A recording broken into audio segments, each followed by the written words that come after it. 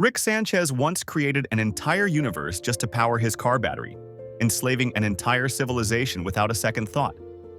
This casual disregard for cosmic consequences isn't just entertaining. It's the perfect backdrop for your subconscious to process while you drift off to sleep. Tonight, we'll take you through a carefully curated selection of Rick and Morty's most unsettling tales, arranged to gradually increase in darkness. By the time we reach the truly disturbing stories, you'll either be contemplating the meaninglessness of existence or peacefully dreaming, possibly both at the same time. Our journey through Rick and Morty's darkest moments begins with 60 Minutes, an episode that might initially seem like a lighthearted romp through interdimensional entertainment. The Smith family gathers around their television set for what appears to be ordinary family bonding time.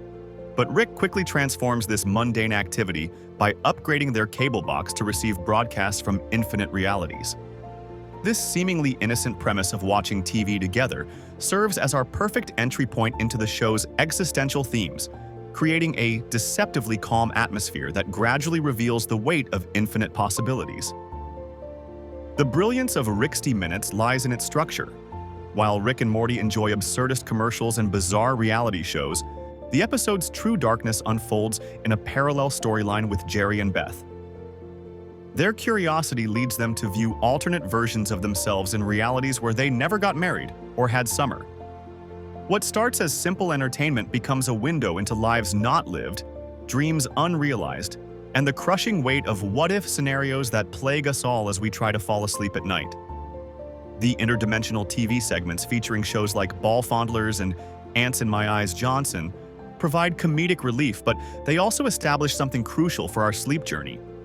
The constant channel flipping creates a perfect rhythm, similar to how our thoughts drift as we transition towards sleep. The random, disconnected nature of these segments mimics the brain's activity as consciousness begins to fade, making it an ideal backdrop for relaxation, despite the increasingly dark themes emerging in the B-plot. Beth discovers an alternate version of herself who became a successful surgeon, operating on humans instead of horses, while Jerry finds himself as a successful actor in a reality where he never married Beth. The contrasting emotions displayed by both characters reveal the existential crisis at the heart of the episode.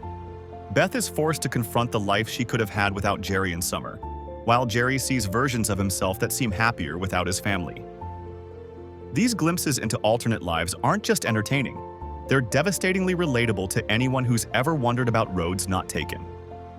As Jerry and Beth spiral into this rabbit hole of alternate lives, the episode gradually increases its emotional weight.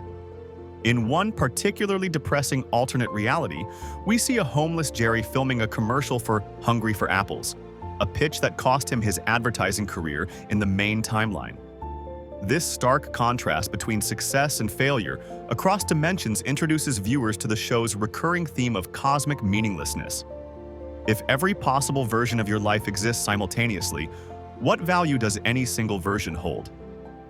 This question lingers in the background like a lullaby of nihilism, oddly soothing in its suggestion that our anxieties about success and failure may ultimately be meaningless. The episode reaches its philosophical peak when Summer, distraught after learning she was an unplanned pregnancy that derailed her parents' lives, threatens to run away. This prompts Morty to share what might be the series' most important revelation up to that point, that he isn't even from this dimension. In a moment of raw honesty, Morty explains to Summer that he and Rick destroyed their original reality and had to relocate to a dimension where alternate versions of themselves conveniently died, allowing them to take their places. "I've been living here," Morty tells Summer, "in this reality, where I buried myself in the backyard." This confession does more than just shock Summer. It fundamentally alters how we understand the stakes of the show moving forward. The casual way Morty describes burying his own corpse reveals how profoundly the infinite multiverse concept has already changed him. What should be traumatic has become merely a fact of his existence, a dark reality he's learned to accept. This resignation to cosmic horror creates a strange form of peace that parallels the surrender we experience when finally drifting off to sleep. What makes 60 Minutes particularly suited to our sleep journey is its deliberately relaxed pacing. Despite introducing concepts of replacement, death, and meaninglessness. The episode never rushes its revelations. The interdimensional commercials provide breathing room between heavier moments, creating a rhythm that mimics the gradual slowing of thoughts as sleep approaches. Even the most disturbing revelations are delivered in Rick and Morty's characteristic casual tone, as if to suggest that even existential horror becomes routine when viewed from a cosmic perspective. The episode's exploration of infinite realities serves another purpose for our sleep journey. It introduces the comforting nihilism that becomes central to Rick and Morty's philosophy. When Morty tells Summer, "Nobody exists on purpose, nobody belongs anywhere, everybody's gonna die. Come watch TV," he's offering a strangely peaceful resolution to existential dread. By acknowledging the meaninglessness of existence, Morty has found a way to embrace life's simple pleasures without the burden of cosmic significance. This acceptance of insignificance mirrors the mental state needed for sleep, letting go of our daily struggles by recognizing their ultimate impermanence. Jerry and Beth's storyline resolves with similar ambivalence.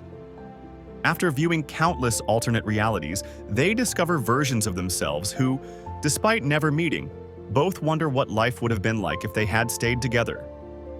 This coincidence leads them back to each other, not out of certainty that they made the right choice, but out of resignation to the reality they happen to end up in.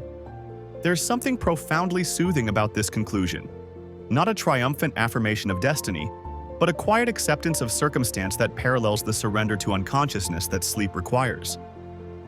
The depressing nature of Jerry's alternate lives makes Rick's Minutes particularly suited for falling asleep. Watching someone else's existential crisis plays into our natural tendency to find comfort in others' misfortunes. Jerry's failures across infinite realities somehow make our own disappointments seem less significant.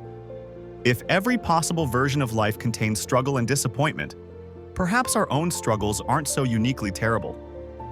This perspective creates a form of existential white noise, drowning out personal anxieties with the background hum of universal suffering. Rick's Minutes lays crucial groundwork for the darker concepts to come in our sleep journey. It establishes the multiverse as more than just a sci-fi concept. It's a psychological landscape where identity, meaning, and morality become increasingly fluid. The episode teaches viewers how to process the show's nihilistic universe, not with resistance or despair, but with a kind of bemused acceptance. This mental framework prepares us for the increasingly disturbing episodes to come, training us to find strange comfort in cosmic horror. That bemused acceptance of cosmic horror evolves into something far more personal when Rick reunites with his hive mind ex-lover Unity. Behind the planetary orgies and escalating hedonism lurks a question even more disturbing than alternate realities. What happens when the ability to go anywhere and be anyone isn't enough to escape the person you fundamentally are? Autoerotic assimilation stands as perhaps the most emotionally devastating entry in our sleep journey through Rick and Morty's darkest stories. The episode begins innocently enough with Rick, Morty, and Summer answering a distress beacon on an alien planet.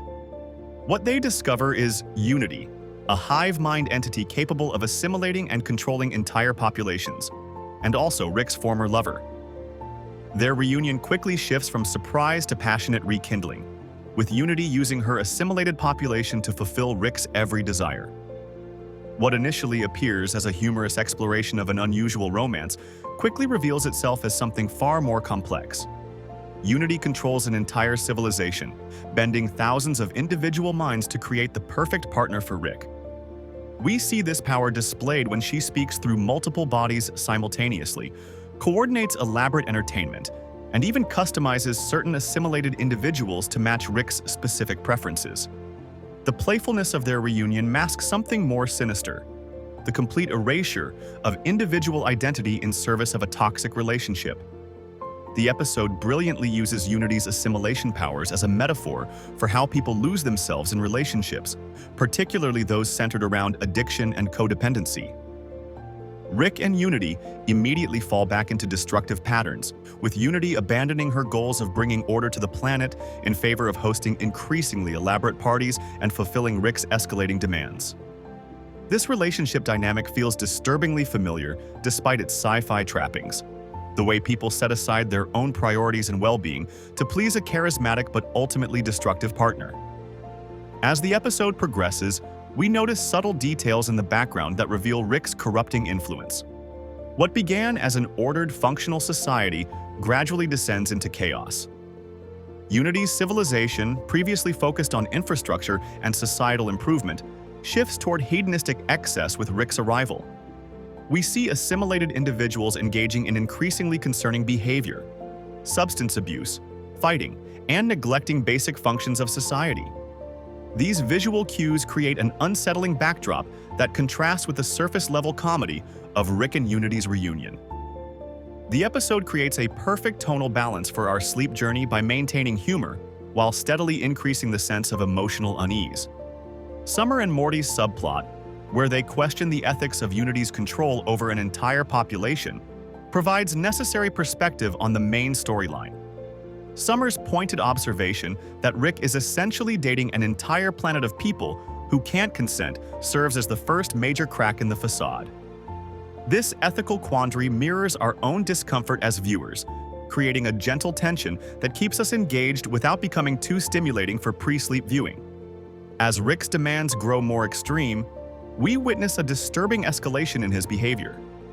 He requests increasingly specific and unusual scenarios from Unity, treating the assimilated population as props for his entertainment rather than people. This culminates in an elaborate stadium display where Unity demonstrates her complete control by having the population form a massive message readable from space. The message itself, "I love you, Unity," reveals the irony at the heart of their relationship. Rick loves Unity not for who she is, but for what she can do for him. The power dynamic becomes increasingly unbalanced as Rick pushes boundaries and Unity struggles to maintain control of both her assimilated population and her own boundaries. The turning point comes when Unity temporarily loses control of a portion of her population due to Rick's influence. This momentary lapse serves as a wake-up call, forcing her to recognize the destructive pattern they've fallen into. When Rick, Morty, and Summer return to the planet after a brief absence, they find it abandoned except for a letter.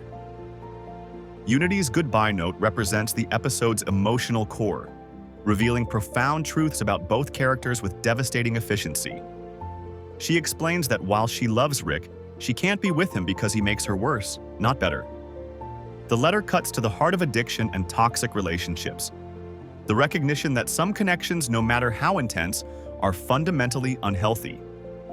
What makes this moment so impactful for our sleep journey is how it strips away all science fiction elements to reveal a painfully human truth. Unity, despite her godlike powers over an entire planet, cannot fix Rick. And Rick, despite being the smartest man in the universe, cannot change who he fundamentally is. The letter confronts us with the limits of both power and intelligence when it comes to emotional healing. Some damage cannot be repaired through external means or intellectual understanding alone, a sobering realization perfectly suited for late-night contemplation. The episode builds toward its devastating conclusion with carefully measured pacing. Rick returns home alone, visibly affected by Unity's departure in a way we've rarely seen him. Without dialogue, we watch as he methodically sets up what appears to be a suicide attempt in his garage. The sequence unfolds in silence, save for the haunting song, "Do You Feel It?" by Chaos, whose lyrics about emotional pain and disconnection perfectly underscore the moment. Rick positions an alien creature to deliver a lethal blast, incapacitates it with a heat lamp to delay the effect, and then places his head in the designated position. Just before the creature awakens to deliver the fatal blast, Rick passes out from drinking, his head slumping forward and out of harm's way. The creature fires, destroying only an empty glass behind where Rick's head had been. This failed suicide attempt, lasting barely 15 seconds of screen time, delivers an emotional wallop far exceeding its brief duration. We've seen Rick survive countless dangerous scenarios through quick thinking and scientific genius, but here, he's deliberately seeking an end, and fails even at that. The moment encapsulates the profound isolation and despair that can exist even for someone who can literally travel anywhere in the multiverse. This scene creates the perfect existential backdrop for contemplation before sleep, precisely because it doesn't resolve neatly. Like many of our most profound late-night thoughts, it leaves us with questions rather than answers. The brief, wordless sequence allows our minds to fill in the emotional gaps, creating a deeply personal viewing experience. The catharsis comes not from a happy ending, but from the raw acknowledgement of pain itself. Sometimes the most soothing comfort when we're trying to quiet our minds at night. The mind, our final frontier of privacy and selfhood, becomes a battleground in total rickle, where the concept of reality itself falls under suspicion. What happens when the only tool we have to verify existence, our memories, becomes the very weapon used against us? This psychological horror lurks beneath what initially appears to be one of the series' most vibrant and character-filled adventures, presenting a premise that's equally disturbing whether you're wide awake or drifting toward sleep. The episode begins innocuously enough with a family breakfast interrupted by Uncle Steve, a character we've never seen before but who everyone remembers fondly. When Rick suddenly shoots him, revealing a parasitic alien that implants false memories, the episode's true conflict emerges. The house quickly fills with increasingly absurd characters, from Sleepy Gary to Photography Raptor to Pencil Vester, each accompanied by flashbacks that prove they've always been part of the family's lives. These fabricated memories initially create a lighthearted atmosphere filled with colorful characters and absurd situations, making the episode seem like a comedic romp through the Smith family's supposed history. But watch how quickly this playfulness dissolves into something far more insidious. As the character count multiplies, so does the family's growing paranoia. Every relationship becomes suspect, every memory questionable. The Smiths begin turning on each other, suspecting even core family members might be parasites. This paranoia creates a palpable undercurrent of dread that runs beneath the episode's comedic exterior, a perfect metaphor for those anxious thoughts that sometimes plague us as we try to fall asleep. The parasite's ability to manipulate memories strikes at something fundamental about human identity. Our memories form the foundation of who we are and how we relate to others. By weaponizing memory itself, the parasites don't just threaten the Smiths' lives, they undermine the very concept of family and connection. When Morty can't be certain if Summer is his real sister, or Beth questions whether her husband is actually her husband, the episode forces us to confront an uncomfortable truth.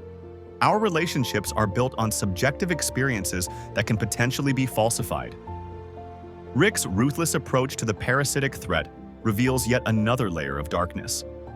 He establishes a lockdown, willing to execute anyone who might be a parasite, even at the risk of killing actual family members. Shoot first, ask questions never becomes his policy, displaying a chilling utilitarian calculation that places survival above all else. This willingness to sacrifice loved ones on mere suspicion speaks to Rick's fundamentally cynical worldview, where sentiment takes a backseat to pragmatism. It's precisely this kind of moral ambiguity that makes Rick and Morty ideal for late-night contemplation. The show rarely offers easy answers to its ethical dilemmas. The episode's masterstroke comes in its twist revelation. While parasites can only create positive memories, real relationships include negative ones. If we're fake, why would we have painful memories of each other? Beth asks, before recalling Jerry wetting himself on their anniversary. Morty confirms Rick is real by remembering a traumatic adventure where Rick abandoned him. Summer and Beth verify each other through memories of arguments. This cynical revelation suggests that authentic relationships aren't characterized by unbroken harmony, but by conflict and disappointment, a darkly realistic perspective that contrasts sharply with the parasite's idealized visions. This philosophical conclusion offers a strangely comforting thought as we drift toward sleep. The episode suggests that our real connections are messy, complicated, and sometimes painful, but genuine precisely because of these flaws. The parasite's perfect positive relationships are revealed as hollow fabrications. There's something reassuring about embracing the imperfect nature of real human bonds, especially when anxiety about our relationships might otherwise keep us awake. The parasite's increasing desperation as their scheme unravels creates a satisfying progression toward resolution. They attempt to sow confusion, create distractions, and even turn family members against each other. One particularly devious parasite tries convincing the family that negative memories can be fabricated too, a last-ditch effort that fails. The methodical elimination of the parasites provides the kind of narrative closure that helps quiet an active mind. As the Smith family works through their suspect relationships one by one, confirming real family members through shared negative experiences, we experience the satisfaction of order being restored to chaos. Yet the episode saves its most disturbing revelation for last. After defeating the parasites, the family relaxes with their friend Mr. Poopy Butthole, a yellow, pill-shaped character who's been present throughout the episode. When Beth, still suspicious, shoots him, his very real blood splatters across the wall. The horrifying realization dawns. Mr. Poopy Butthole was real all along. They simply never had a negative experience with him. This final twist subverts the episode's established rules in the cruelest way possible.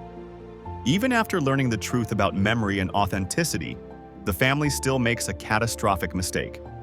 This conclusion delivers the perfect combination of dark humor and moral ambiguity for bedtime contemplation. Beth's error represents our perpetual uncertainty about reality and relationships. The episode doesn't offer clean resolution. Mr. Poopy Butthole survives but is severely traumatized, later seen in physical therapy struggling to recover from Beth's attack. This ambiguous ending mirrors how our thoughts often remain unresolved as we drift off to sleep. Sometimes the most soothing stories aren't those with happy endings, but those that acknowledge the messy, unfinished nature of existence. The episode's exploration of memory manipulation connects to deeper questions about identity that may gently occupy our minds as consciousness fades. If our memories shape who we are, but can be falsified, what constitutes our true self? The parasites don't just threaten the Smiths' lives, they threaten the very concept of selfhood. This existential question creates the kind of philosophical puzzle that's perfect for late-night rumination, substantial enough to engage our minds but abstract enough not to cause anxiety. Total Recall also offers a meta-commentary on television itself. The parasites multiply like recurring characters in a sitcom, each with their catchphrases and quirky personalities. They create idealized relationships reminiscent of family-friendly TV shows where conflicts are minimal and quickly resolved. The episode seems to suggest that these perfect television families are parasitic fantasies, entertaining but ultimately false. Real families like the Smiths are defined by their dysfunctions. This self-aware commentary adds another layer for media-savvy viewers to consider as they fall asleep. Television typically allows characters to return to the status quo after adventures, but The Wedding Squanchers shatters this convention completely. What begins as a celebratory wedding ceremony rapidly deteriorates into the Smith family's worst nightmare, becoming intergalactic fugitives with nowhere to call home and an increasingly uncertain future. This episode marks the first time we see the direct consequences of Rick's rebellious past catch up not just to him, but to his entire family, forcing them to confront the reality of what it means to be associated with the most wanted man in the galaxy. The episode opens with what should be a joyous occasion: Birdperson's wedding to Tammy. The Smiths are dressed in their formal attire, attending this intergalactic celebration that initially feels like a welcome break from their usual adventures. There's a sense of normalcy and even happiness as they mingle with Rick's strange alien friends. For once, the family is experiencing the wonder of Rick's universe without immediate danger, or so they believe. This calm before the storm creates the perfect setup for the devastating betrayal that follows. In a moment that completely reshapes the trajectory of the series, Tammy reveals herself to be an undercover agent for the Galactic Federation. The wedding was nothing more than an elaborate trap designed to capture Rick and his rebel friends. The revelation hits with devastating impact as Birdperson is gunned down at his own wedding celebration. The scene quickly devolves into chaos as the Smith family barely escapes with their lives, forced to flee with Rick toward an uncertain future. What's particularly striking about this episode is how it forces the entire Smith family to bear the burden of Rick's choices. For the first time, they can't simply return home after their adventure concludes. Earth has become just another dot in their rearview mirror as they desperately search for somewhere safe. The family has been reduced to cosmic refugees, all because of Rick's long history of defying authority and accumulating enemies across the universe. The planet-hopping sequence that follows is one of the most visually striking and emotionally resonant portions of the episode. We watch as the family's options for habitable worlds dwindle with each failed attempt to find sanctuary. One planet is too small, another has air that smells like farts, and a third is in the middle of a civil war that makes Earth conflicts look trivial by comparison. With each rejection, we see their hope diminishing, their faces growing more desperate as the reality of their situation sinks in. This sequence brilliantly captures the psychological toll of displacement. As viewers lying in bed, perhaps dealing with our own anxieties, there's something strangely comforting about watching characters face cosmic homelessness. The feeling of not belonging anywhere resonates with our most primal fears, yet experiencing it through animation creates emotional distance that makes it perfect for late-night viewing. The family's isolation mirrors the isolation we sometimes feel as we drift toward sleep, disconnected from the world, floating in darkness. Eventually, the Smiths settle on a tiny planet barely larger than Rick's spaceship. The cramped conditions and alien landscape only heighten the tension within the family. Jerry, ever the voice of conventional thinking, suggests turning themselves in, unable to cope with their new reality as fugitives. Summer and Beth struggle with their own resentment, questioning whether their loyalty to Rick is worth the complete upheaval of their lives. Morty, having experienced more of Rick's adventures than anyone, seems almost resigned to their fate, understanding that this is simply the latest consequence of being in Rick's orbit. The tiny planet becomes a pressure cooker for the family's mounting frustrations. We see them crowded together, attempting to create some semblance of normalcy in a situation that is anything but normal. Their growing resentment toward Rick is palpable as they begin to fully comprehend what they've lost. Their home, their friends, their entire way of life, all because of his actions. The family dinner scene around a makeshift table perfectly encapsulates their new reality, with tension simmering just beneath forced attempts at conversation. What makes this episode particularly suited for late-night viewing is how it builds toward Rick's ultimate decision. As federal forces close in and the family's situation becomes increasingly desperate, Rick faces a moment of genuine character development. For perhaps the first time, he's forced to confront the full impact of his actions on the people he cares about. The weight of this realization sits heavy in the quiet moments of the episode, creating a contemplative atmosphere that aligns perfectly with our own late-night ruminations. In the episode's most powerful scene, Rick makes the decision to surrender himself to the Galactic Federation. This self-sacrifice represents a significant shift for a character usually defined by his selfishness and disregard for authority. He calls the Federation himself, negotiating his family's safe return to Earth in exchange for his capture. It's a rare moment of genuine selflessness from Rick, showing that beneath his cynical exterior, he does care deeply about his family, enough to sacrifice his freedom to ensure theirs. The scene where Rick is taken into custody carries a melancholic weight that settles over the viewer like a comfortable blanket. There's a bittersweet quality to watching Rick finally face consequences for his actions while simultaneously performing his most heroic deed.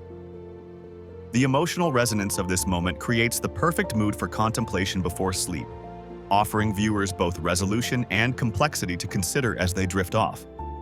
What makes this ending so effective as bedtime viewing is that it provides closure while leaving space for questions. Rick's sacrifice creates a momentary sense of peace. The family is safe, returning to Earth, while also setting up intriguing possibilities for the future. This balance between resolution and open-endedness mirrors the ideal mental state for falling asleep. Calm enough to relax, but with just enough to ponder as consciousness fades. The transformation of Earth itself under Federation control adds another layer to the episode's impact. The Smith family returns to a planet fundamentally changed by alien influence. Their home is still technically their home, but everything about it has been altered. This uncanny feeling of returning to something familiar yet changed resonates with our own experiences of returning to places from our past, creating a dreamlike quality perfect for late-night viewing. The uncanny sensation of moral uncertainty permeates Morty Night Run, where what begins as a simple act of compassion slowly transforms into one of the show's most haunting ethical dilemmas. Have you ever saved something only to discover it should have remained in danger? This episode takes us into territory where the distinction between right and wrong dissolves like morning dew, leaving behind only questions that linger in the mind as we drift towards sleep. When Morty decides to rescue a telepathic gaseous being from assassination, he believes he's making the morally correct choice. This moment marks one of Morty's first independent moral stands against Rick's pragmatic indifference. We see Morty actively working against Rick's wishes, determined to protect an innocent life regardless of the consequences. The setup is deceptively simple. Morty frees the creature, nicknamed Fart, from captivity and embarks on a journey to return it to its home dimension. But this straightforward rescue mission gradually unravels into something far more complex and unsettling. What makes this episode perfect for late-night viewing is the dreamlike quality of Morty's interactions with Fart. Their telepathic communication creates some of the most visually stunning sequences in the show's history. When Fart connects mentally with Morty, we're transported into cosmic landscapes of swirling colors and impossible geometry. These sequences feature rainbow-hued nebulae, crystalline formations, and celestial bodies that dance in patterns both beautiful and alien. The visual style deliberately invokes a sense of hypnagogic imagery, those vivid, often surreal mental pictures that appear in the transitional state between wakefulness and sleep. The episode reaches its aesthetic peak with Fart's musical number, Goodbye Moonmen, a haunting, ethereal song accompanied by kaleidoscopic imagery. The gentle melody and cosmic visuals create a perfect lullaby effect, making it ideal for viewers seeking to gradually wind down. The music's soothing quality contrasts sharply with its underlying message, a celebration of freeing the universe from carbon-based lifeforms. This juxtaposition between beautiful presentation and disturbing content mirrors the experience of falling asleep while contemplating uncomfortable truths. As Morty and Fart travel together, the episode slowly peels back layers of deception. What begins as a straightforward rescue gradually reveals itself to be something far more complex. Through subtle cues and brief comments, we begin to question Fart's true nature and intentions. This gradual revelation parallels the way our minds process information during the pre-sleep state, when logical barriers lower and connections between seemingly unrelated concepts emerge more freely. The turning point comes when Fart casually reveals plans to return to its dimension and bring back an army to cleanse the universe of all carbon-based life. This revelation forces Morty to confront a devastating truth. The being he fought to save, connected with, and protected plans to commit genocide on a cosmic scale. The gradual nature of this realization makes it all the more effective.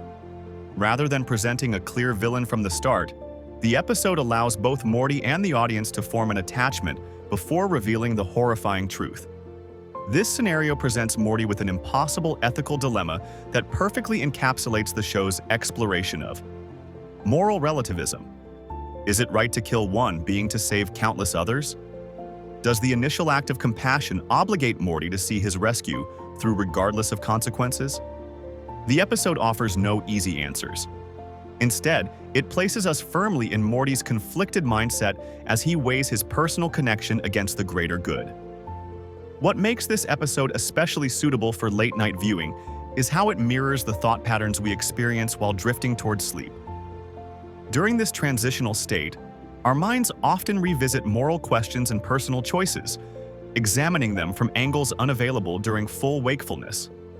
The boundaries between right and wrong become less defined, and we're more willing to consider uncomfortable ethical positions.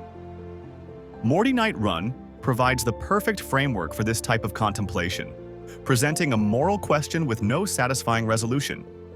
Morty's ultimate decision, to kill Fart despite their connection, represents a crucial moment in his character development.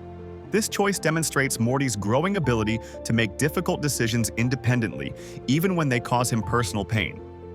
The scene is particularly powerful because Morty doesn't make this choice coldly or without remorse. We see his inner conflict plainly on his face as he apologizes before pulling the trigger. This emotional complexity elevates the moment beyond simple plot resolution into something genuinely thought-provoking. The episode's exploration of deception works on multiple levels. Fart deceives Morty about its intentions, but Morty also deceives himself about the righteousness of his rescue mission. This layered deception reflects our own tendency to rationalize decisions based on incomplete information. As we approach sleep, our defenses against self-deception weaken, making this theme particularly resonant for late-night viewing. The episode gently suggests that our certainties, both moral and factual, may rest on shakier ground than we typically acknowledge. Beyond the central narrative, Morty Night Run features a subplot involving Rick leaving Jerry at an interdimensional daycare designed specifically for Jerrys from across the multiverse. This secondary story provides rhythmic breaks from the main plot's increasing tension, creating a pacing that subtly mimics the natural cycle of drifting towards sleep. Periods of deeper thought interspersed with moments of lighter distraction. The episode's visuals deserve special attention for their sleep-inducing qualities. Unlike the harsh, contrasting colors often found in animation, the cosmic sequences featuring Fart employ a softer palette with gentle transitions between hues. The flowing movement of celestial bodies and energy fields creates a hypnotic effect similar to visual sleep aids. Even during more action-oriented scenes, the episode maintains a dreamlike quality through its use of unusual color combinations and flowing animation. What makes Morty Night Run truly outstanding for late-night viewing is how it balances intellectual stimulation with sensory comfort. The episode poses complex moral questions that engage the mind without demanding immediate resolution, perfect for the contemplative state preceding sleep. Meanwhile, its visual and auditory elements provide a soothing backdrop that helps ease physical tension. This combination creates an ideal environment for transition into sleep while still engaging with meaningful content. If Morty Night Run tests Morty's moral compass with difficult choices, Rick Potion number 9 utterly shatters it by forcing him to confront the ultimate existential question. What happens when you have to abandon your entire reality? This episode marks a fundamental shift in the series, transforming what begins as a teenage romantic fantasy into one of the most haunting scenarios in animated television history. The true horror isn't the apocalyptic mutations that overtake the world, but the casual way our protagonists simply replace their dead counterparts in another reality when things go wrong. The episode starts innocently enough. Morty has a crush on Jessica and wants Rick to create a love potion that will make her notice him at the school dance. This setup feels like it could belong in any teenage comedy, complete with the awkward protagonist seeking a magical solution to his romantic problems. There's something almost sweet about Morty's infatuation, and Rick's willingness to help seems like a rare moment of grandfatherly support. But this is Rick and Morty, and the seemingly harmless premise quickly reveals itself as the setup for something much darker. The situation spirals out of control at a breathtaking pace. Rick's initial love potion, based on Vol genetics, works a little too well on Jessica. But the real problem begins when he reveals it only works on humans with Jessica's exact genetic makeup. Unfortunately, it's flu season, and when the potion mixes with the influenza virus, it becomes an airborne pathogen that affects everyone except blood relatives. Within minutes, the entire school is chasing after Morty in a hormone-fueled frenzy. What started as a simple high school dance transforms into a terrifying chase sequence where Morty becomes the unwitting object of everyone's obsession. Rick's attempts to fix the situation make everything exponentially worse. His Mantis DNA solution transforms the lovesick humans into Mantis-human hybrids, still fixated on Morty, but now with the Mantis instinct to eat their mates after copulation. The visual shift from romantic comedy to body horror happens in the blink of an eye as human faces contort into insectoid monstrosities.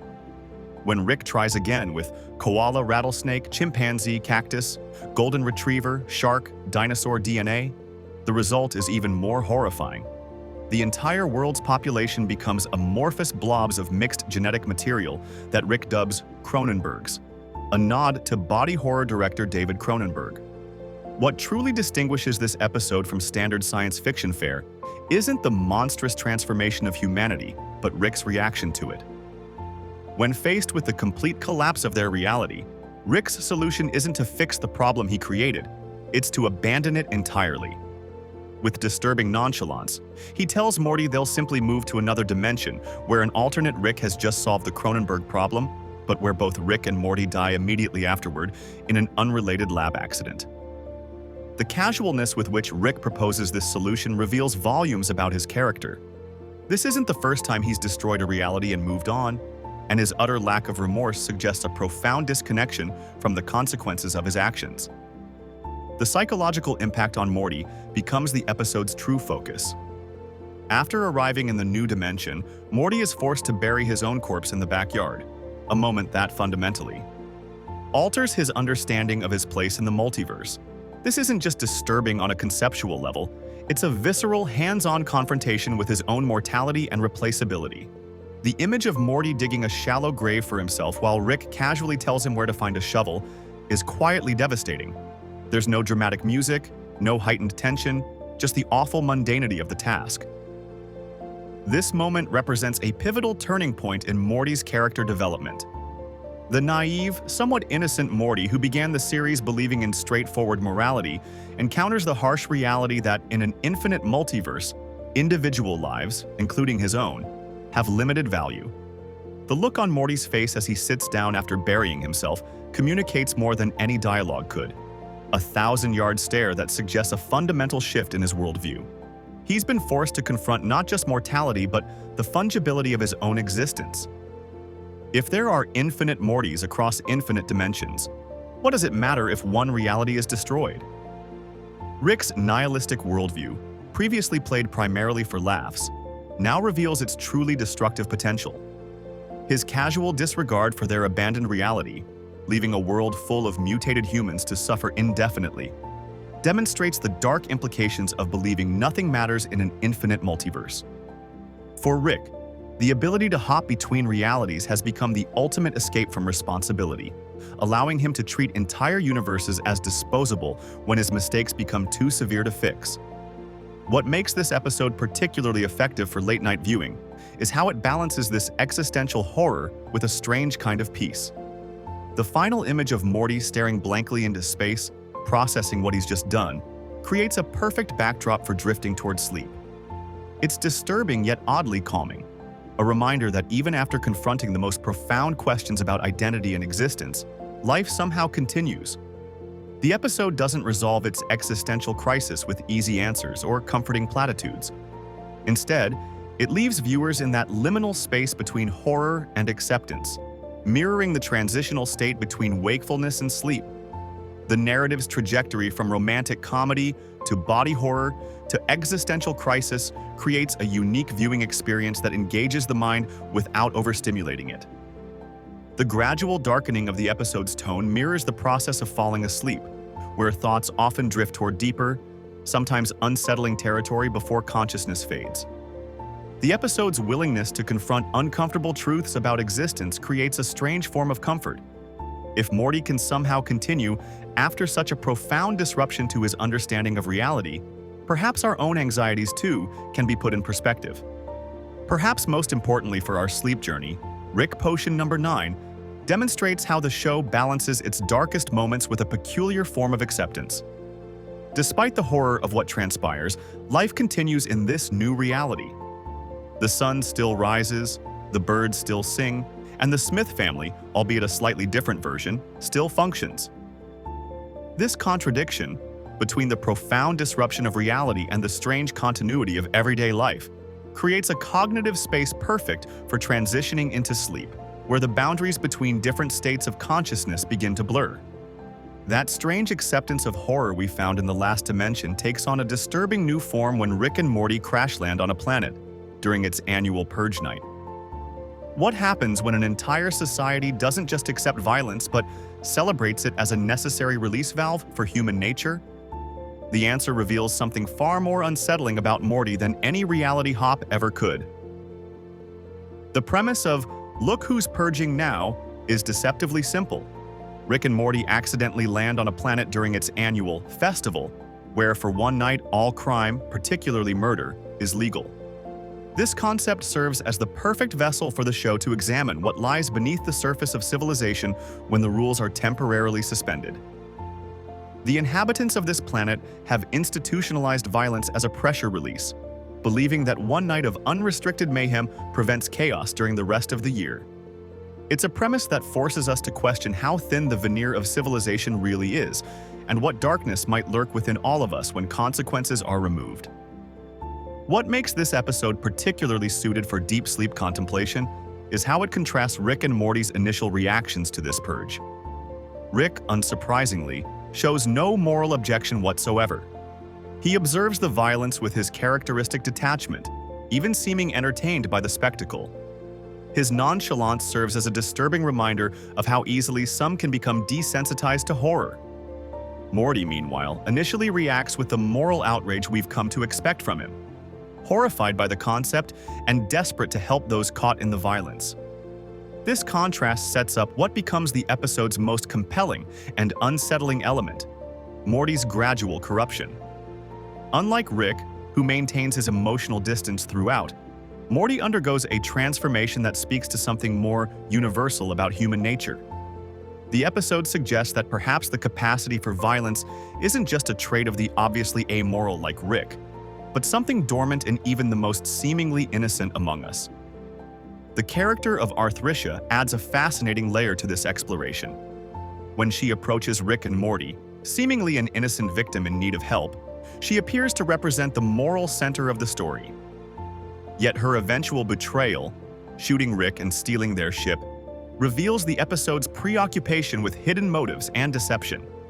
Nothing and no one are quite what they seem during the purge, mirroring how our own subconscious minds can harbor impulses and desires contrary to our waking identities. As the episode progresses, the lines between victim and aggressor blur. When Morty eventually dons a purge suit after being cornered, it initially seems like a necessity for survival. But what follows transcends mere self-defense. Morty doesn't just fight back. He embraces the violence with a disturbing enthusiasm that suggests this capacity was always within him, merely waiting for permission to emerge. The suit becomes a physical manifestation of the barrier between Morty's conscious moral self and his suppressed violent urges. This progression connects beautifully to the state of mind we experience as we drift towards sleep. In wakefulness, like Morty before the purge, we maintain our social constraints and moral boundaries. But as consciousness fades, the barriers between our conscious and subconscious minds begin to dissolve. Just as Morty discovers aspects of himself he never knew existed when societal rules are suspended, our sleeping minds explore impulses and ideas our waking selves might never acknowledge. The episode's commentary on human nature becomes increasingly sophisticated as it progresses. Rather than simply suggesting that humans are inherently violent creatures held in check only by laws, it presents a more nuanced view. That perhaps the artificial separation between our civilized and primitive natures is itself the problem. The annual purge doesn't just allow violence. It creates a society built around suppression and release rather than integration and understanding. This perspective is reinforced when we learn about the true origins of the purge. What initially appears to be an ancient tradition is revealed to be a mechanism of social control, created by the wealthy to thin the population of poor people who might otherwise rise up against them. This twist transforms the episode from a simple exploration of violence into a commentary on how social structures can weaponize human nature for purposes of control and exploitation. The most disturbing revelation, however, comes not from the planet's inhabitants but from Morty himself. While Rick's casual attitude toward violence is expected, Morty's transformation suggests something far more unsettling about human nature. When he begins his rampage, it's not just that he participates in the violence, it's that he enjoys it.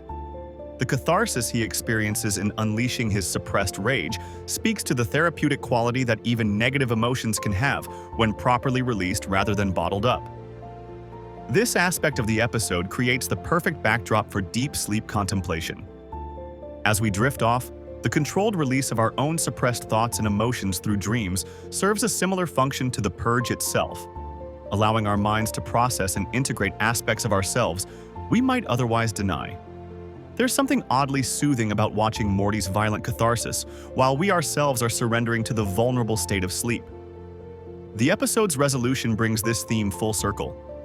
After his violent rampage, Morty seems almost peaceful, as though having confronted and expressed his capacity for violence, he can now return to his normal self with greater self-awareness.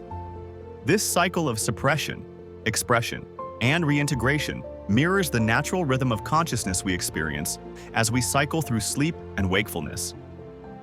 The disturbing yet oddly cathartic quality of Morty's purge experience creates the perfect content for deep sleep contemplation. As we watch him confront the darkness within himself, we're invited to acknowledge our own suppressed urges and impulses without judgment.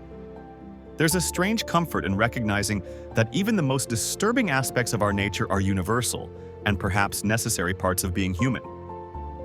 The episode leaves us with a profound question to contemplate as we drift towards sleep. Is violence inherent to human nature, or is it merely a response to artificial constraints? Perhaps the most unsettling answer is that both can be true simultaneously. That we contain multitudes, including capacities for both creation and destruction, kindness and cruelty, and that true integration comes not from denying either aspect, but acknowledging both. Beyond the violence lurking within all of us lies something even more terrifying: the true weight of our choices and their irreversible consequences.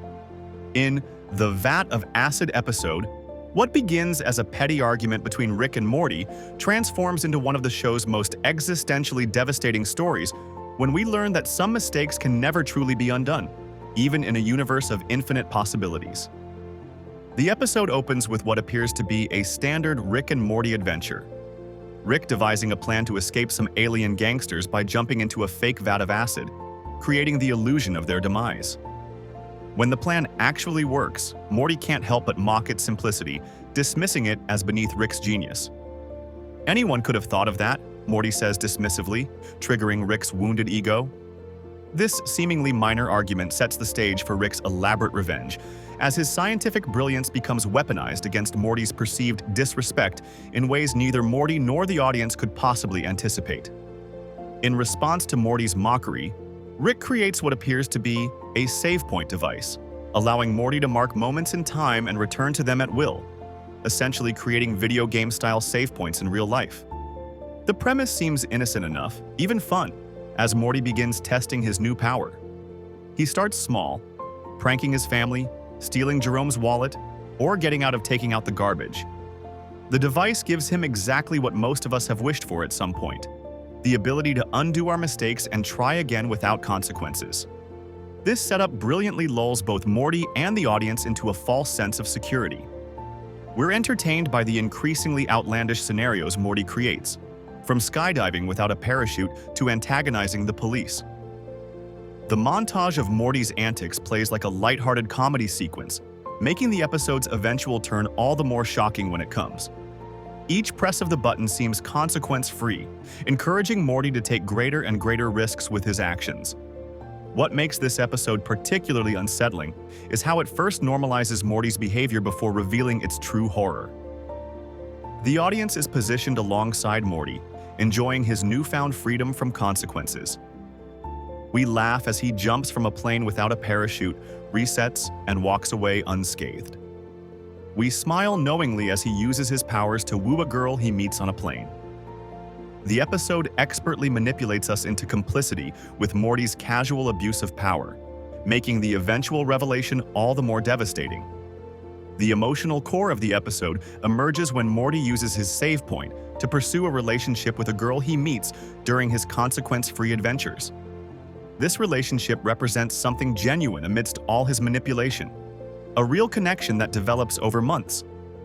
We see Morty actually investing emotionally, meeting her family, sharing vulnerable moments, and experiencing what appears to be true love. This relationship stands in stark contrast to his otherwise frivolous use of the device, showing that even in the midst of manipulating reality, Morty still craves authentic human connection. But the relationship also demonstrates Morty's fundamental misunderstanding of what makes connections meaningful.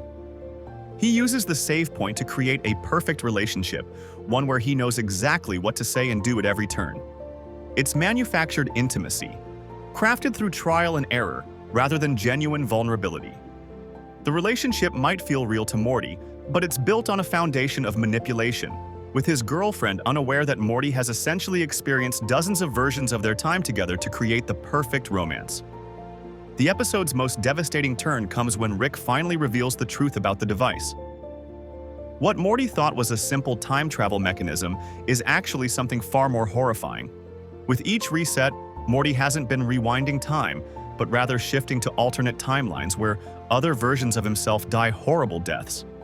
The montage that follows is deeply disturbing as we witness the deaths of countless Mortys, each one believing they were simply going to reset to an earlier point, only to be violently killed as their consciousness transfers to another timeline. This revelation transforms everything we've witnessed. What seemed like consequence-free fun was actually a series of abandonments, with each version of Morty left to die while another version continued on, blissfully unaware. The frivolous uses of the device, avoiding taking out the garbage, stealing a wallet, performing dangerous stunts, now carry the weight of lives sacrificed for minimal gain. It's a brilliant exploration of the true cost of our choices and the impossibility of truly escaping consequences. Rick's lesson to Morty is cruel but profound. There is no such thing as consequence-free existence. Every choice creates ripples, every action has fallout, and attempting to escape this fundamental truth only creates more suffering. The device itself becomes a metaphor for how we often try to avoid the natural consequences of our actions, only to create bigger problems in the process. It's a lesson delivered through manipulation and cruelty, revealing the darkest aspects of Rick's character, while forcing Morty to confront the weight of his own actions. The final devastating twist concerns Morty's girlfriend. After learning the truth about the device, Morty loses everything when a final reset leaves him unable to return to the timeline where their relationship exists. His one genuine connection, the months of shared experiences and love, vanish in an instant. When he desperately tries to recreate the relationship by approaching her again, she doesn't recognize him. Worse still, he discovers she already has a boyfriend. The moment perfectly encapsulates the episode's thesis, that some opportunities, once missed, can never be reclaimed, and some mistakes can never be undone. What makes this episode particularly effective as part of our sleep journey is how it balances existential dread with a strange kind of acceptance. The montage of Morty's deaths, set to the somber tones of Don't Look Back by Kotomi and Ryan Elder, creates a hypnotic, almost meditative quality. There's something oddly calming about confronting the finality of choices. A recognition that in a universe of infinite possibilities, we still only get to experience one path forward. It's terrifying yet freeing, much like the transition from wakefulness to sleep. That terrifying acceptance of finality gives way to something unexpectedly liberating in Ricksy business, a house party that gradually reveals the hollow escapism at Rick's core. Behind all that wubba luba dub dub enthusiasm lies a cry for help that might explain why even the smartest man in the universe would rather transport an entire house than clean up his own mess. After all the cosmic horrors we've witnessed, Ricksy Business offers what appears to be a respite, just a simple house party episode where Rick and Summer throw a rager while Beth and Jerry are away. But this seemingly lighter fare actually illuminates something just as disturbing as time-altering devices or reality-hopping traumas. It's in this casual disregard for consequences where we find perhaps the most perfect backdrop for our slipping consciousness as we approach sleep. The setup is deceptively simple. Beth and Jerry head off for a romantic weekend at a Titanic reenactment cruise, leaving Rick with one clear instruction: don't destroy the house. Within minutes of their departure, Summer and Rick are planning separate parties that quickly merge into one intergalactic blowout. The ease with which Rick dismisses Beth's trust isn't played for dramatic effect. It's presented as a foregone conclusion, which somehow makes it more unsettling than any sci-fi horror we've encountered so far. As the party progresses, we watch the gradual deterioration of the Smith family home. Alien visitors spill drinks, break furniture, and even melt through the floor. The destruction isn't sudden or catastrophic. It's slow, incremental, almost hypnotic in its progression. This gradual descent mirrors how Rick's influence has worn away at the family's stability throughout the series. erosion so constant that they barely notice it happening until the damage is irreparable. There's something oddly soothing about watching this process unfold, similar to how our thoughts become less coherent as we drift towards sleep. Perhaps the most revealing moment comes during a seemingly throwaway conversation between Morty and Bird Person. When Morty questions Bird Person about Rick's catchphrase, "Wubba Luba Dub Dub," the stoic alien delivers an unexpected translation. What sounds like nonsensical party banter is actually a phrase that means, "I am in great pain, please help me," in Bird Person's language. This revelation casts every previous use of the phrase in a new light. Rick's most enthusiastic moments suddenly read as his most desperate cries for connection. This quiet revelation provides context for Rick's behavior throughout the episode in the series. His constant pursuit of pleasure, his inability to form lasting connections, his need to be surrounded by noise and chaos. These aren't just character quirks. They're symptoms of something deeper, a pain he can only acknowledge through a foreign language that nobody around him understands. There's something distinctly sleep-appropriate about this idea, like how our subconscious processes emotions through the strange language of dreams that our waking minds can't quite interpret. As the house reaches peak destruction, Rick receives a notification that Beth and Jerry are returning early. The solution he proposes is quintessentially Rick. Rather than face the consequences and clean up, he simply transports the entire house to another dimension where time moves at a different rate. The family can party all night while a group of insectoid beings clean and repair everything, returning just moments before the parents arrive home. This solution perfectly encapsulates Rick's approach to all problems. Why face a difficult situation when you can simply find a scientific loophole around it? Why process emotional pain when you can move to another reality? Why clean up your own mess when interdimensional beings can do it for you? It's a pattern of avoidance that extends beyond simple laziness into something more profound, a fundamental unwillingness to confront the consequences of his actions or the emotions behind them. The episode's approach to consequences creates an interesting philosophical backdrop for sleep. As we lie in bed, trying to quiet our minds, there's often a temptation to avoid processing the day's events or concerns. Like Rick teleporting the house, we might wish we could simply transport our consciousness somewhere else, rather than face uncomfortable thoughts or feelings. Sleep itself can be a form of escapism, a temporary reprieve from responsibilities and worries. But just as Rick's solution doesn't actually solve the underlying problems, our morning selves will eventually have to confront what our night selves tried to escape. What makes this episode particularly effective for sleep viewing is the contrast between its surface-level party atmosphere and the deeper currents of avoidance and pain. The visual and narrative chaos of the party scenes provides just enough stimulation to keep our attention without requiring deep focus, while the philosophical undertones give our drifting minds something substantive to consider as consciousness fades. The most telling line comes when Rick explains his dimensional solution to Morty. When Morty suggests they should have just cleaned the house, Rick dismisses him with, "That's planning for failure, Morty." Even dumber than regular planning. This seemingly throwaway quip actually reveals the core of Rick's nihilistic worldview. In his mind, acknowledging the possibility of consequences, planning for them, preparing for them, taking responsibility for them, is an admission of weakness, a concession to a universe he refuses to let control him. There's an odd comfort in this perspective when you're trying to fall asleep. The anxieties that often keep us awake are frequently about consequences, worrying about tomorrow's meeting, replaying an awkward conversation, anticipating future problems. Rick's refusal to engage with these concerns suggests an alternative. What if we simply didn't worry about them? What if just for the night, we adopted his approach and teleported our minds away from responsibility? While we might recognize the flaws in this philosophy for waking life, for the transitional state between consciousness and sleep, there's something soothing about temporarily embracing a consequence-free mindset. The episode ends with the house returned, cleaned and repaired, just as Beth and Jerry arrive home. They're none the wiser about the destruction that took place or the interdimensional solution that erased it. Everything appears normal, but we as viewers know better. We've seen behind the curtain, witnessed the chaos that lurks beneath the surface of apparent order.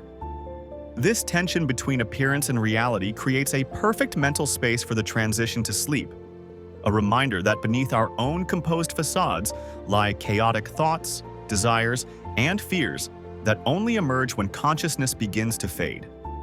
The chaos beneath our composed facades mirrors something fundamental about Rick and Morty's universe that we haven't fully explored yet.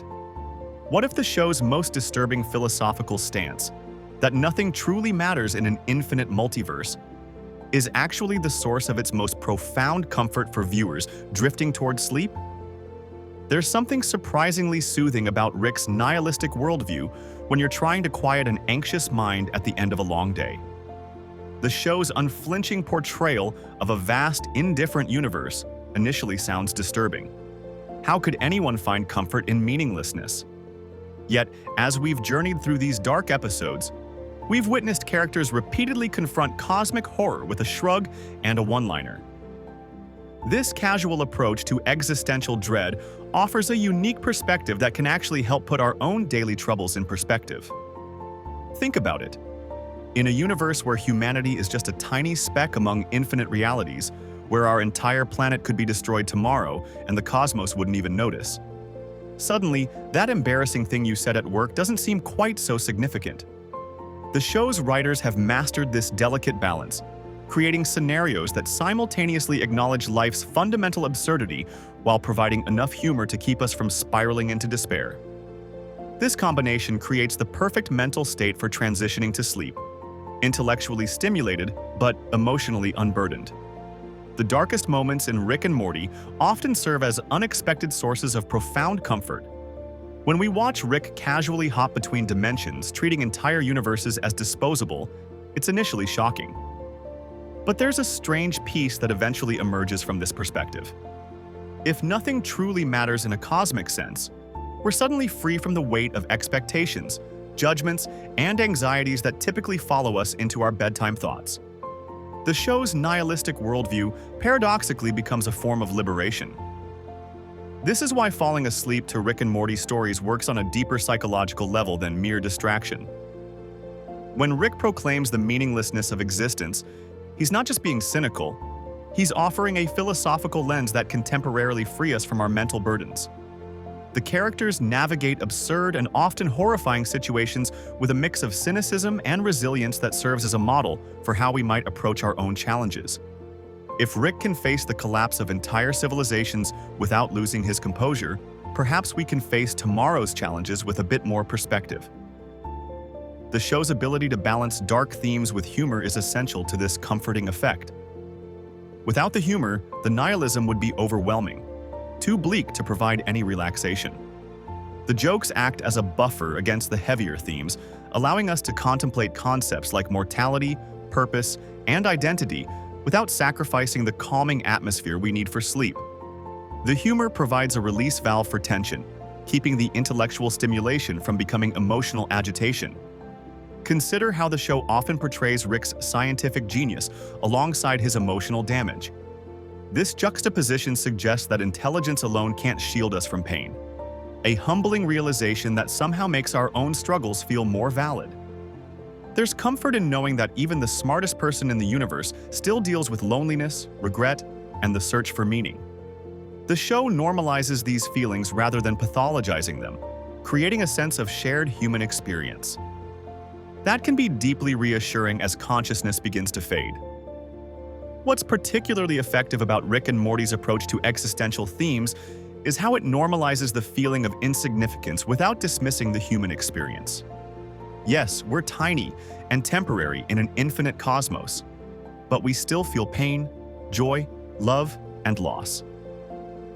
The show doesn't suggest these experiences don't matter to us. It simply places them within a cosmic context that helps us hold them more lightly. This perspective shift is precisely what many of us need to quiet racing thoughts at bedtime. The multiverse concept itself provides a unique form of comfort. In a reality where infinite versions of ourselves exist across countless dimensions, the pressure of making perfect choices diminishes. Every possibility plays out somewhere, which means both our successes and failures are inevitable across the spectrum of existence. This doesn't absolve us of responsibility, but it can help us release the grip of What if? Thinking that often keeps us awake at night. Somewhere, somehow, a version of you made a different choice. And that's oddly reassuring. The show masterfully balances existential dread with humor, creating a unique viewing experience that allows for both intellectual stimulation and relaxation. The scripts generally take a more cynical approach, finding humor in the chaotic and unpredictable nature of the multiverse. Yet within this framework, we discover that accepting life's fundamental absurdity can actually serve as an antidote to anxiety. If nothing ultimately matters in a cosmic sense, perhaps we can stop torturing ourselves over the small stuff. This isn't to say the show promotes a completely detached view of life. Rather, it suggests that by acknowledging the cosmic insignificance of our problems, we might gain the perspective needed to engage with them more effectively. Rick's cynicism is balanced by Morty's growing wisdom, a reminder that even in a meaningless universe, the connections we form and the choices we make still matter to us. This tension creates the perfect mental space for contemplation as we drift toward sleep. The show's creators have found a way to make viewers feel intellectually stimulated yet relaxed, ready to drift off with thought. Provoking ideas. By presenting cosmic horror through the lens of animated comedy, they've created something rare. Existential philosophy that doesn't keep you up at night but actually helps you fall asleep.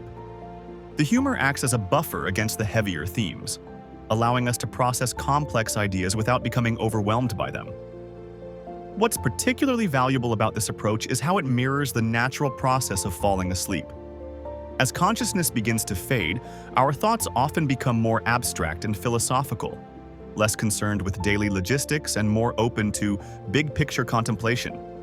Rick and Morty's cosmic perspectives align perfectly with this transitional mental state, providing just enough intellectual engagement to distract from anxieties without demanding the focused attention that would keep us awake. The show's exploration of nihilism becomes oddly comforting when we're trying to quiet an anxious mind. By repeatedly demonstrating that the universe doesn't care about our problems, the show doesn't depress us, it relieves us. There's freedom in recognizing that most of our daily concerns won't matter in a week, let alone in the grand cosmic timeline. This perspective is particularly valuable in our current age of constant connectivity and information overload, where everything is treated as urgently important. Let's talk about one of the most pivotal moments in Rick and Morty that fundamentally altered the series, the Cronenberg disaster. In Rick Potion number 9, we witness the first major indication that Rick's casual approach to science has devastating consequences that extend far beyond just his immediate family.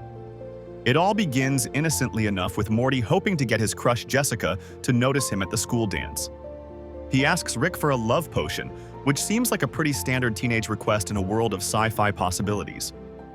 Rick whips up a concoction based on vole hormones, explaining it will make Jessica obsessed with Morty on a genetic level.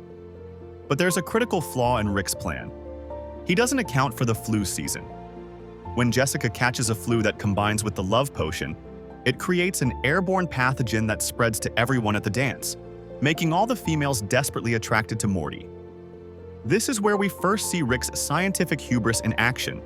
He's so confident in his abilities that he doesn't thoroughly think through potential complications.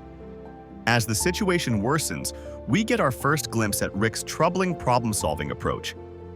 Rather than trying to contain the damage, he attempts a quick fix with a second solution he calls Purginol. But this only compounds the issue, transforming the infected humans into monstrous, insect-like creatures that still remain fixated on Morty.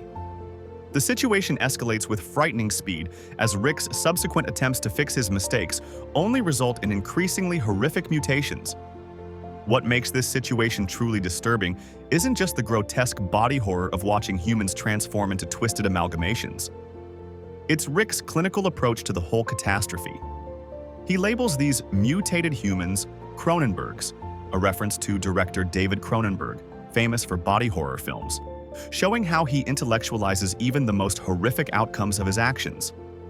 The casualness with which he discusses the complete collapse of human civilization is chilling. There's no panic or remorse, just irritation at having to solve an increasingly complex problem. The most revealing moment comes when Rick finally admits defeat. After turning the entire world's population, except the Smith family, into Cronenberg monsters, he doesn't redouble his efforts to fix the reality he's destroyed. Instead, he simply identifies an alternate dimension where another Rick solved the Cronenberg problem, but then died alongside that dimension's Morty in an unrelated lab accident. His solution? He and Morty can simply step into the shoes of their deceased counterparts and continue as if nothing happened. This scene exposes Rick's fundamental worldview. The multiverse theory isn't just a scientific principle to him, it's a moral escape hatch. Why fix your mistakes when infinite realities mean you can just find one where those mistakes didn't happen? The expendability of entire universes in Rick's mind represents a level of detachment that borders on the cosmic horror of Lovecraftian fiction. To Rick, no single reality has inherent value. They're all interchangeable. For Morty, this experience becomes a profound psychological turning point. The look on his face as he helps Rick bury the bodies of their alternate selves in the backyard communicates volumes about his internal trauma. He's not just burying a corpse that looks exactly like him. He's burying his connection to his original world, his original family, and perhaps even his original identity. The question of whether he's still Morty or merely an imposter living Morty's life becomes a philosophical conundrum that the show revisits in later episodes. What's particularly dark about this resolution is how quickly the new reality becomes normal for both characters. Rick immediately settles into watching interdimensional cable, while Morty sits on the couch with a 1,000-yard stare, processing the existential implications of what they've done. The contrast between Rick's adaptability and Morty's trauma highlights their fundamental differences. Rick has done this so many times that reality hopping is routine, while Morty is experiencing the shattering of his understanding of existence. The abandonment of their original universe has lasting ripple effects throughout the series. In later episodes, we occasionally revisit Cronenberg world and discover that the Smith family left behind, Beth, Jerry, and Summer, have adapted to the post-apocalyptic landscape, becoming hardened survivors. Their continued existence serves as a reminder that Rick and Morty's actions have real consequences, even if they personally escape them. This episode creates a foundation for one of the show's central philosophical questions. If you can simply abandon any reality that becomes inconvenient, what meaning do your actions have? Rick's approach suggests a nihilistic answer. Nothing matters because everything is replaceable. But Morty's trauma suggests the opposite. Everything matters precisely because the emotional connections and identity we form are irreplaceable, even if physically identical versions exist across infinite dimensions. The visual storytelling in this episode is particularly effective at conveying the horror. We watch as everyday people transform into increasingly disturbing creatures, their humanity melting away while their consciousness remains intact. The animation doesn't shy away from the grotesque details, making the body horror all the more unsettling. The sound design compounds this effect, with the squelching, gurgling noises of transformation creating a visceral sense of wrongness. What elevates Rick Potion Char 9 above mere shock value is how it functions as both a self-contained horror story and as a pivotal character development moment. For newer viewers, it represents the first major indication that Rick and Morty isn't just a wacky sci-fi comedy. It's willing to explore genuinely disturbing philosophical territory. For returning viewers watching this compilation, it serves as a reminder of the moment when the show first revealed its true existential depths. The blank stare on Morty's face as he processes what they've done becomes a visual motif that recurs throughout the series. It's the look of someone witnessing something so far beyond normal human experience that conventional emotional responses are inadequate. This 1,000-yard stare appears whenever Morty confronts the vastness of the multiverse and his insignificant place within it. A perfect visual representation of existential dread that works beautifully in a sleep meditation compilation. Cronenberg World also becomes a significant touchpoint in the series' continuity.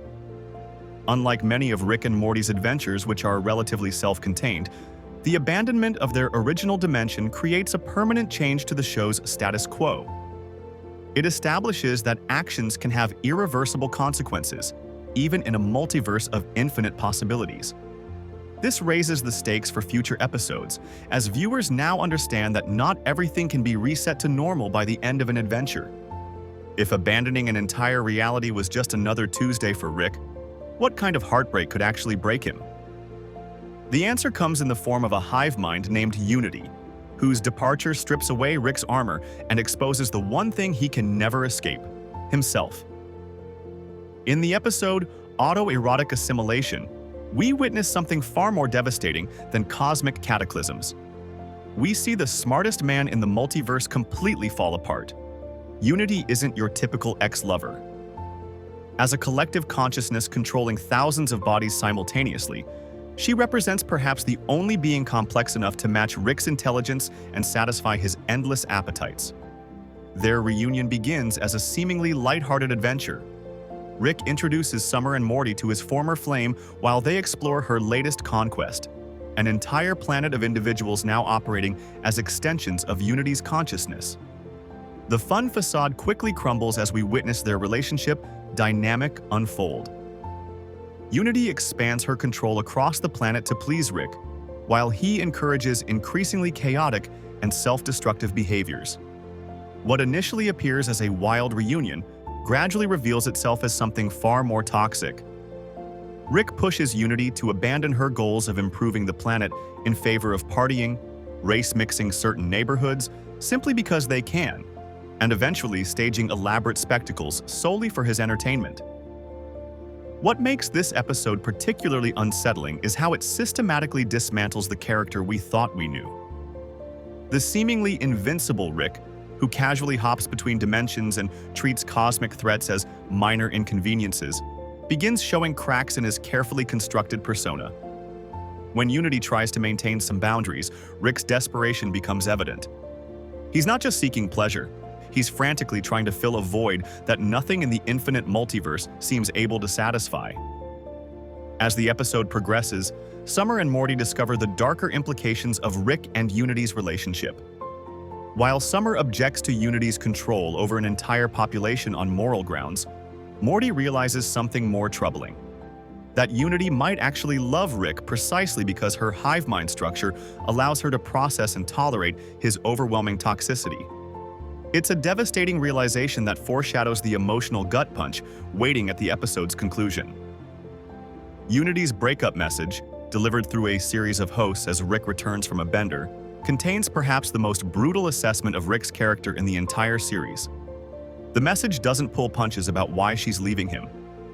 "I can't be with someone who both requires my attention and resents me for giving it," Unity explains through her hosts.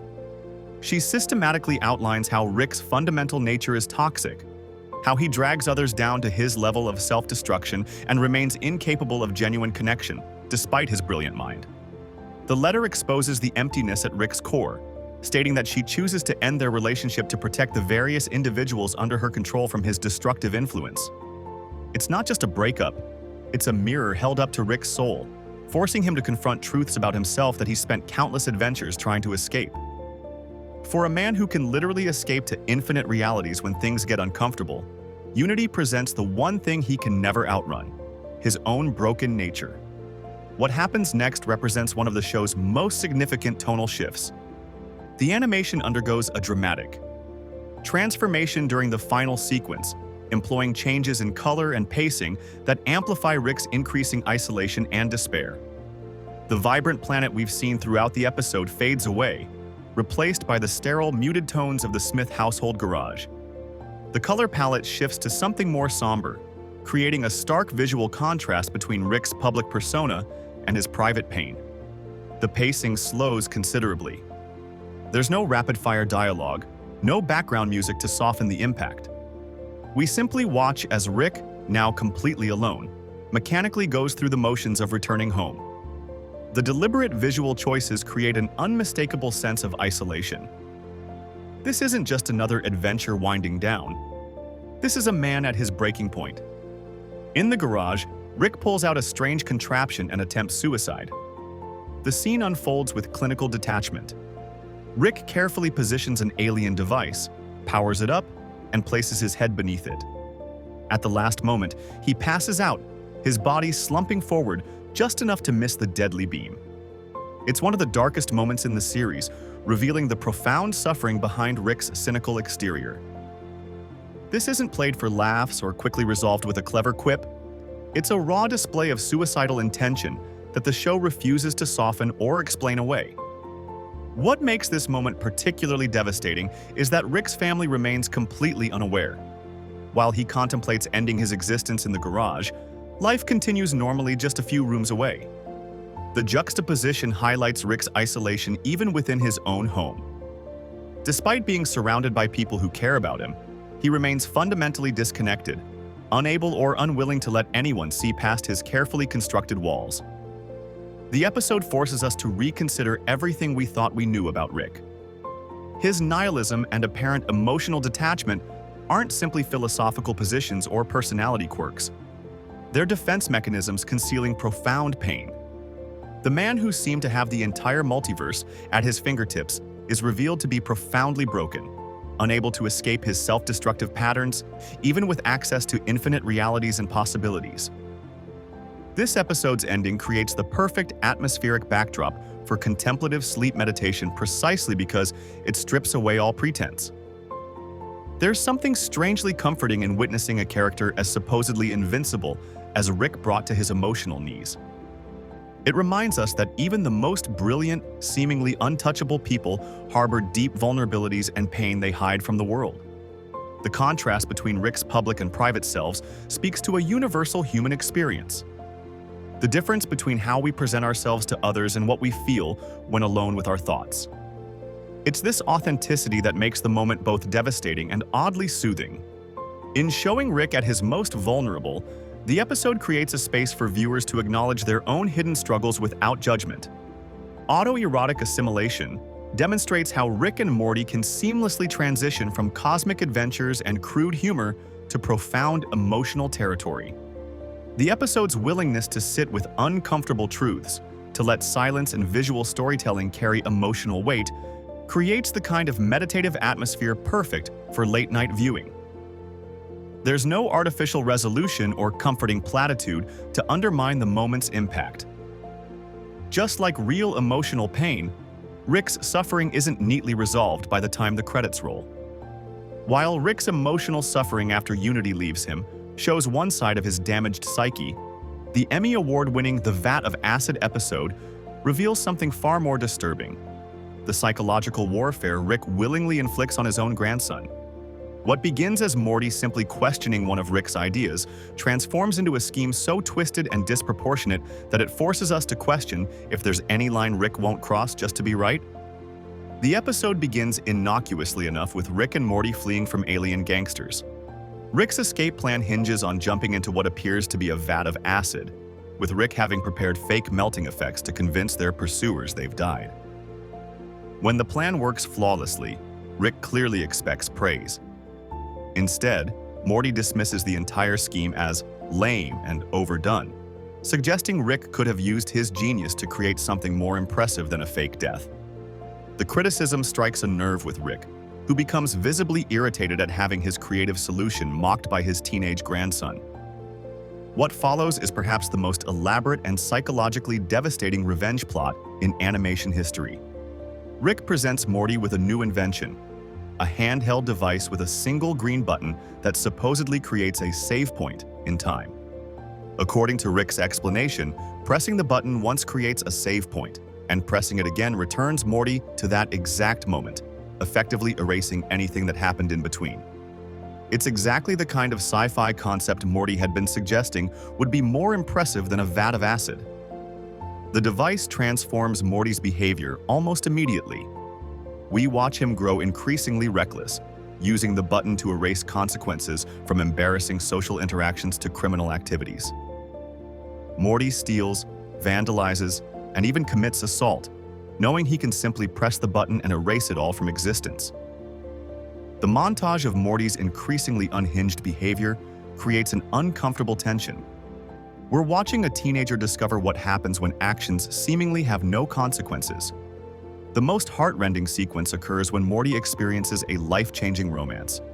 After surviving a plane crash in the mountains with a young woman, they fall deeply in love. The animation slows down here, giving weight to this relationship as they build a life together over months of struggle and eventual rescue. Their bond, formed through shared trauma and survival, feels genuine and profound. When they finally return to civilization, their relationship continues to flourish. It's the most authentic connection we've ever seen Morty form. Then disaster strikes in the form of an accidental button press. In a moment of carelessness while reaching for his phone, Morty hits the reset button. In an instant, he's transported back to his original save point, erasing months of genuine love and connection. The woman he loved now has no idea who he is. His attempts to recreate their relationship fail miserably without the shared experience of survival that initially brought them together. It's a devastating exploration of loss, demonstrating how the circumstances of connection can be as important as the connection itself. What makes this sequence particularly haunting is how it contrasts with the earlier, more comedic uses of the device. We've shifted from watching Morty pull pranks to witnessing him experience profound emotional trauma. The tonal shift is deliberate, setting us up for the episode's cruel revelation. Eventually, Morty's reckless use of the device attracts unwanted attention, forcing Rick to reveal the horrifying truth. The button never actually reversed time at all. Instead, each press transported Morty to an alternate reality where everything played out exactly the same way up to his save point, while simultaneously killing the Morty in that reality and disposing of his body. The save point was merely the moment where Morty would replace his alternate self. Every press of the button meant another dead Morty, with thousands of corpses piling up across the multiverse. The revelation is made more disturbing by Rick's casual attitude when explaining it. He shows Morty a massive pit filled with dead Mortys, the physical evidence of his resets. Each body represents a life Morty thought he was erasing, but was actually ending.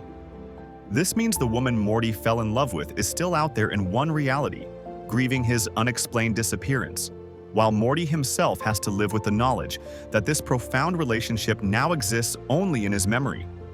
But the true gut punch comes when Rick reveals his motivation.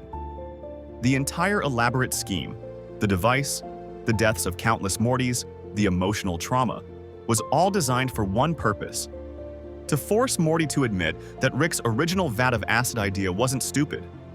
Rick orchestrated this entire psychological experiment simply to win an argument and make Morty apologize for questioning his creativity. The cruelty of Rick's revenge is staggering. He could have simply explained why the vat of acid plan made sense, or created a new invention to impress Morty. Instead, he chose to psychologically torture his grandson and murder thousands of alternate versions of him across the multiverse, all to extract an apology. It's a disturbing demonstration of Rick's vindictive nature and his willingness to inflict disproportionate suffering on those closest to him when his ego is bruised. What makes this episode particularly effective as a meditation on psychological abuse is Morty's reaction to the truth. There's no dramatic confrontation, no satisfying moment where Morty stands up to his grandfather's cruelty. Instead, we see quiet resignation as Morty apologizes for doubting Rick's acid vat idea. The defeated look in Morty's eyes speaks volumes about the power dynamic between them. No matter how cruel or excessive Rick's behavior becomes, Morty remains trapped in a relationship with him, dependent on his grandfather's genius while absorbing the psychological damage it causes. The episode even circles back to the vat of acid, with Rick forcing Morty to use it to escape from a different set of pursuers. The acid vat, initially presented as a silly concept, transforms into a symbol of Rick's psychological dominance. As Morty sits in the vat, pretending to dissolve while experiencing genuine emotional dissolution, we're left with a powerful visual metaphor for their relationship. In many ways, the vat of acid episode serves as the perfect companion to the Unity episode. While autoerotic assimilation showed Rick's capacity for experiencing emotional pain, the vat of acid episode reveals his willingness to inflict it on others. Both episodes peel back layers of Rick's character to expose something disturbing beneath the surface. A man so damaged by his own existence that he alternates between self-destruction and the destruction of others. Beyond the physical and emotional suffering Rick inflicts on Morty, there exists an even more intimate violation that cuts to the very core of identity itself. When Rick manipulates Morty's memories, he's not just controlling his grandson's actions or choices, he's fundamentally altering who Morty is as a person. The disturbing revelations in Morty's Mind Blowers take us into a hidden room within Rick's garage, where colored vials containing extracted memories line the walls like trophies of psychological conquest. What makes this invasion so deeply troubling is how casual Rick is about the whole process. When Morty accidentally discovers the room filled with his stolen memories, Rick isn't apologetic or ashamed. He's almost proud of his collection, treating these pieces of Morty's consciousness as just another scientific curiosity. The blue vials contain memories where Morty embarrassed himself. The red ones hold memories where Rick made mistakes, and the purple ones are labeled as Morty's choice, though we quickly learn that Morty never actually consented to having any of his memories removed. This systematic cataloging of Morty's mind reveals something far more sinister than Rick's typical disregard for his grandson's well-being. It shows that Rick views consciousness itself as just another substance to be manipulated, extracted, and stored away for later use. The colored vials aren't just containers of memories. They're physical evidence that, in Rick's worldview, even the sanctuary of your own mind isn't sacred or protected. As Rick and Morty view these memories together, we see jarring glimpses of traumatic experiences Morty never knew he had.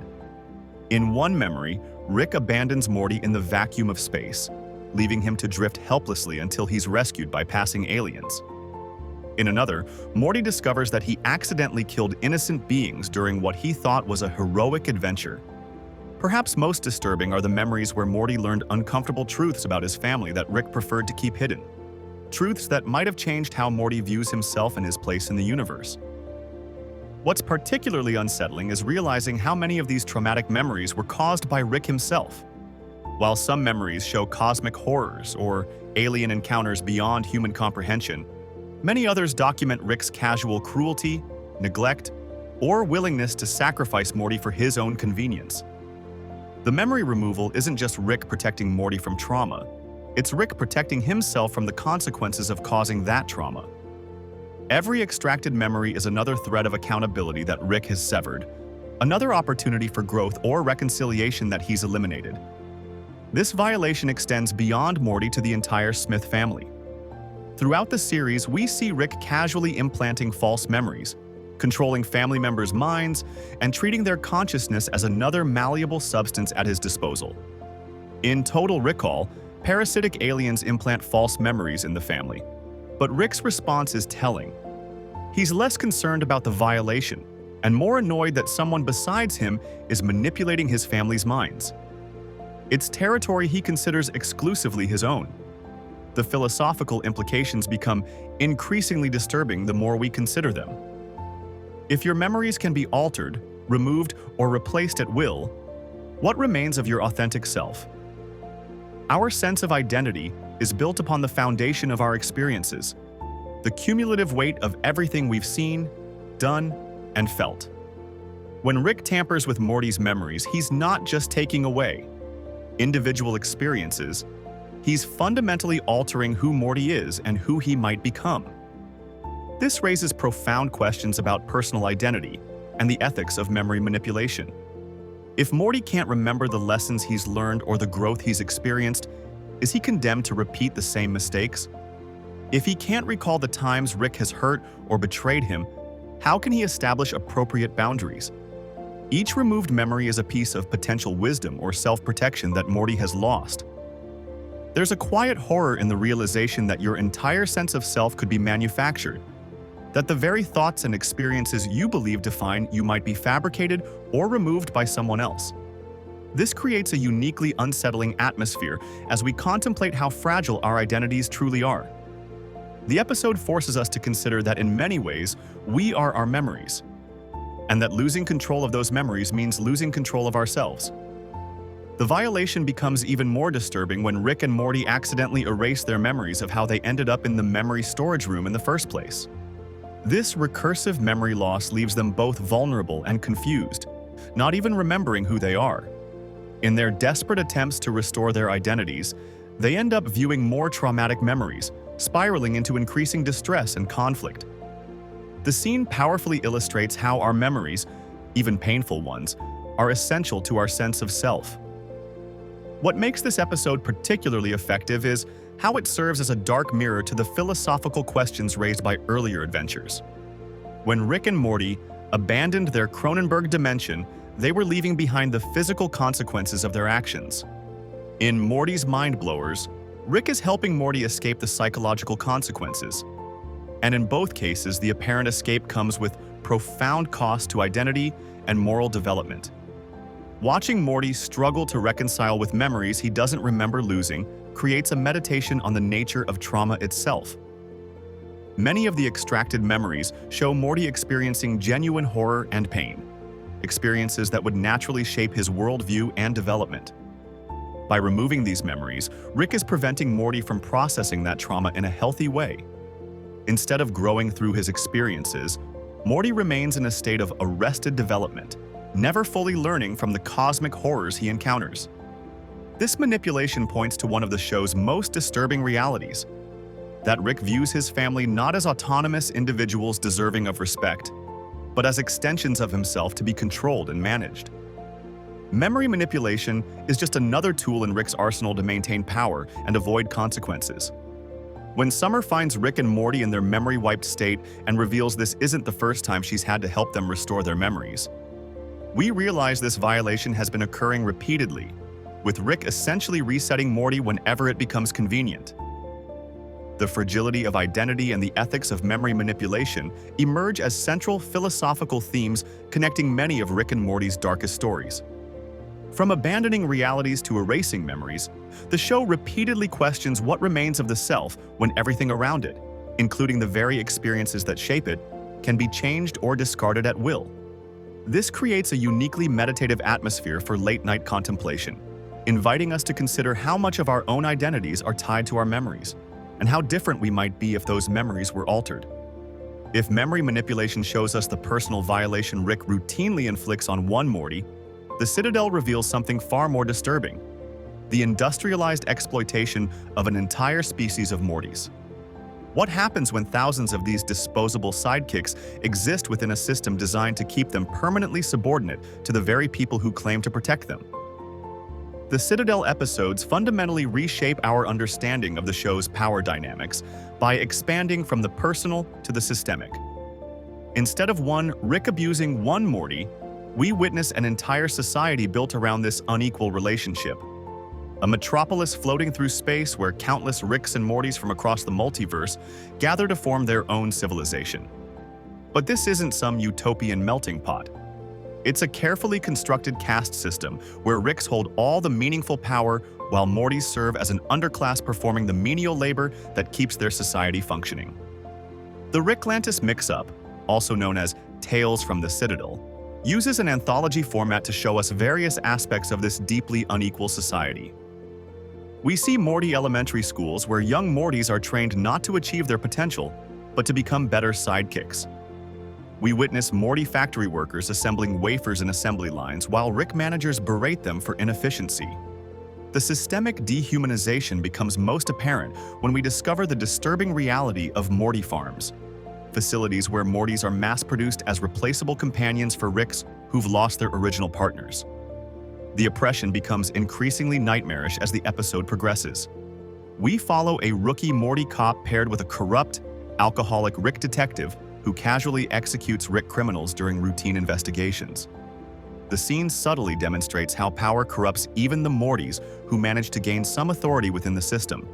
They begin mimicking the very behaviors they once suffered under. Another storyline follows a Morty presidential candidate whose platform of equality between Ricks and Mortys is mocked as naive idealism by the establishment. The systemic rejection of even modest reforms shows how deeply entrenched the inequality has become. What makes this episode particularly unsettling isn't just the visuals of oppression, but the atmosphere of inevitability surrounding it. The Citadel presents its caste system not as something engineered, but as the natural order of things. Of course, Ricks rule and Mortys serve. This naturalization of hierarchy parallels many real-world systems of oppression, where power imbalances become so normalized that both the privileged and marginalized accept them as inevitable. The Citadel's various institutions, its schools, police force, factories, and government, all work in concert to maintain this unequal status quo. The most shocking revelation comes at the episode's conclusion. The idealistic Morty candidate who promised change and won the election against all odds reveals himself to be evil Morty, the same calculating antagonist introduced earlier in the series. His campaign for equality was merely a facade to gain control of the Citadel's power structure. Once elected, he meticulously eliminates everyone who might threaten his position or discover his true identity, massacring the Shadow Council of Ricks who previously controlled the Citadel from behind the scenes. Yet evil Morty isn't portrayed as some cosmic anomaly or random villain. His origins are presented as the logical consequence of the systemic abuse Mortis endured throughout the multiverse. As the episode puts it, he's not a random occurrence but an inevitable result of how Ricks universally mistreat Mortis. This makes evil Morty something far more terrifying than a traditional antagonist. He's the embodiment of consequences, the living manifestation of karma for Rick's patterns of abuse. In a profound way, evil Morty represents Rick's most perfect creation and greatest threat, born not from scientific genius but from systematic cruelty. The haunting quality of these revelations is amplified by the episode's musical choices, particularly the now iconic end credits song for the damaged coda. This piece creates an atmosphere of existential dread as the camera pulls back to show evil Morty's true victory. The music doesn't function as mere background enhancement. It becomes a meditation on power dynamics and inevitability. The song's mournful tones suggest not just horror at what has happened, but a sense that this outcome was always waiting in the multiverse's shadows. The melody lingers long after the episode ends, creating space for contemplation about cycles of abuse and their consequences. What makes the Citadel storyline particularly effective for late-night viewing is how it transforms the show's existential themes from abstract cosmic concerns to immediate emotional ones. The horror isn't just about meaninglessness in an infinite universe.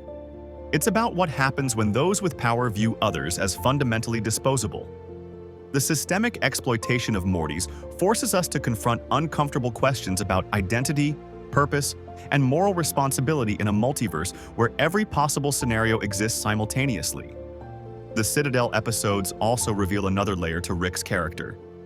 His contempt for the Citadel isn't just about hating authority or other versions of himself. It's about rejecting a mirror that reflects his own worst tendencies at a societal scale. The Citadel is Rick's personal flaws, institutionalized and normalized across an entire civilization. His rejection of it represents his unwillingness to fully confront the consequences of his worldview. The visual storytelling in these episodes creates a perfect atmosphere for contemplative, late-night viewing. The Citadel's architecture combines retro-futuristic design with institutional coldness, gleaming spires and sterile corridors that feel simultaneously advanced and oppressive. The lighting often creates stark contrasts between the privileged spaces occupied by Ricks and the shadowy, confined areas where Mortys exist. These visual cues communicate the power dynamics without requiring explicit explanation, allowing viewers to absorb the emotional reality of the Citadel even as they drift towards sleep. The systemic horror of the Citadel also serves as a meditation on responsibility within systems of inequality. When witnessing the factory farming of Mortys or the casual execution of Rick criminals, we're confronted with questions about complicity. Who bears responsibility when cruelty becomes institutionalized? Is it just the architects of the system, or does everyone who participates share some moral burden? These questions linger in the mind, creating the kind of philosophical space perfect for late-night contemplation. Evil Morty's calculated rise to power represents something uniquely terrifying within Rick and Morty's universe. Not an external threat from some alien civilization or cosmic entity, but the inevitable consequence of Rick's own actions coming back to confront him. In this way, evil Morty becomes the most perfect villain for the series. He's not just opposing Rick, but exposing the fundamental contradictions and hypocrisies in Rick's approach to existence. The yellow portal evil Morty eventually creates to escape the central finite curve represents his ultimate rejection of the limited multiverse Rick has constructed to maintain his superiority. Beyond the yellow portals and cosmic threats lies a more personal darkness that follows Rick across every universe he visits. Despite having the intellect to solve virtually any problem, Rick repeatedly sabotages his own happiness with such precision that it can't possibly be accidental. The question is whether his self-destruction is a bug in his system or its central operating feature. Rick's transformation into a pickle might seem like just another wild scientific adventure, but it reveals something far more troubling about his character. When faced with the prospect of family therapy, Rick would rather become a literal pickle with no limbs or means of mobility than confront his emotional issues alongside his family. This isn't just avoidance, it's elaborate self-sabotage that required extensive planning, including a sophisticated anti-pickle serum suspended from the ceiling that he couldn't reach without help. The ridiculous lengths Rick goes to avoid vulnerability shows how deeply uncomfortable he is with emotional intimacy, preferring life-threatening situations over honest conversation. The therapy session in this episode delivers one of the most incisive analyses of Rick's character through Dr. Wong, who sees through his scientific genius to the troubled man beneath. When Rick finally attends therapy after his pickle adventure, Dr. Wong offers an assessment that strips away his defenses. Rick uses his intelligence to maintain his misery and avoid genuine connection. This isn't a casual observation, but a direct challenge to Rick's self-imposed isolation. Her insight cuts through Rick's carefully constructed persona, suggesting that his self-destructive behaviors aren't just side effects of his genius, but deliberate choices to avoid forming meaningful relationships. We see this pattern repeatedly throughout the series, where Rick actively undermines his own happiness through what can only be described as calculated self-sabotage. His alcoholism isn't merely a character quirk, it serves dual purposes as both self-medication and self-punishment. The frequent scenes of Rick drinking alone create a melancholic atmosphere, highlighting his isolation and the internal struggles he faces. These quiet moments of Rick sitting alone with his flask reveal more about his character than his most elaborate scientific schemes. His drinking dulls his awareness of the emptiness he feels and the pain he causes others, creating a cycle of self-destruction that he seems unwilling to break. In The Wedding Squanchers, we witness one of Rick's rare moments of genuine selflessness when he willingly surrenders to the Galactic Federation to protect his family. This sacrifice stands out precisely because it contradicts his usual self-centered behavior, suggesting that underneath his cynical exterior, Rick does care deeply about his family. Yet even this selfless act is tinged with self-destruction. He's willingly giving up his freedom, potentially forever. The prison intake scene reveals something equally disturbing. Rick is labeled as having no discernible mental illness, despite his obvious depression and self-destructive tendencies. This suggests that Rick's condition isn't something happening to him, but rather something he's actively choosing, making his suffering all the more tragic. What makes Rick's self-destruction compelling rather than simply depressing is this tension between his moments of clarity and sacrifice and his inability to sustain any positive change. We occasionally glimpse what Rick could be if he allowed himself to heal, but he consistently rejects these opportunities, retreating back into cynicism and isolation. This pattern creates a perpetual sense that redemption is possible, but always just beyond his reach, often because he deliberately pushes it away. Fan theories suggest that Rick's nihilism might be more than a philosophical stance. It could be a psychological defense mechanism developed to cope with the overwhelming nature of the multiverse. When faced with infinite realities and the ultimate meaninglessness of any single existence, Rick responds with nihilistic hedonism. But this perspective seems less like a healthy adaptation and more like another manifestation of his self-destruction, allowing him to justify behaviors that hurt both himself and others. Rick's self-destructive behaviors become even more apparent when viewed alongside his moments of vulnerability. After Unity leaves him, we witness his suicide attempt, a moment that reveals the depth of his despair when left truly alone with himself. The fact that his family remains completely unaware of this incident highlights how effectively Rick compartmentalizes his suffering, maintaining a facade of control while privately falling apart. These contrasting sides of Rick create a complex portrait of someone who uses intelligence, humor, and scientific achievement to mask profound emotional pain. What separates Rick's self-destruction from simple recklessness is the precision with which he sabotages his own happiness. When opportunities for genuine connection or happiness present themselves, Rick doesn't just passively reject them. he actively dismantles them, often while fully aware of what he's doing. The lengths he goes to avoid therapy in Pickle Rick aren't just extreme, they're meticulously planned. His relationship with Unity doesn't simply end. He pushes it to self-destructive extremes until Unity has no choice but to leave for self-preservation. These aren't impulsive actions but calculated efforts to maintain his isolation and misery. The show repeatedly suggests that Rick's intelligence allows him to understand exactly what would make him happier and healthier, yet he consciously rejects these paths. Dr. Wong's assessment captures this perfectly. Rick's genius isn't helping him solve his emotional problems, it's enabling him to maintain them with greater efficiency. This contradiction makes Rick's character deeply tragic. He possesses the cognitive ability to recognize his self-destructive patterns, but lacks the emotional capacity or willingness to change them. Rick's alcoholism serves as the most consistent visual reminder of his self-destructive tendencies. Throughout the series, we see him drinking alone in moments of quiet contemplation or emotional distress. These scenes create a uniquely melancholic atmosphere, perfect for late-night viewing when our own thoughts might turn inward. The image of Rick sitting alone with his flask, staring into the void of space or his garage ceiling, captures the essence of his character. Brilliant but deeply isolated, aware of his problems but unwilling to address them. The most compelling aspect of Rick's self-destruction is how it contrasts with his moments of clarity and sacrifice. When Rick turns himself into the Galactic Federation, we see what he's capable of when he temporarily overcomes his self-destructive tendencies. Similarly, his occasional honest conversations with Morty or moments of genuine connection with his family show glimpses of what Rick could be if he allowed himself to heal. These moments make his return to self-destructive behaviors all the more poignant, suggesting that redemption is possible, but that Rick himself is the primary obstacle to achieving it. Throughout the twisting corridors of Rick's multiverse, no relationship crystallizes the true horror of his existence quite like the one with his daughter.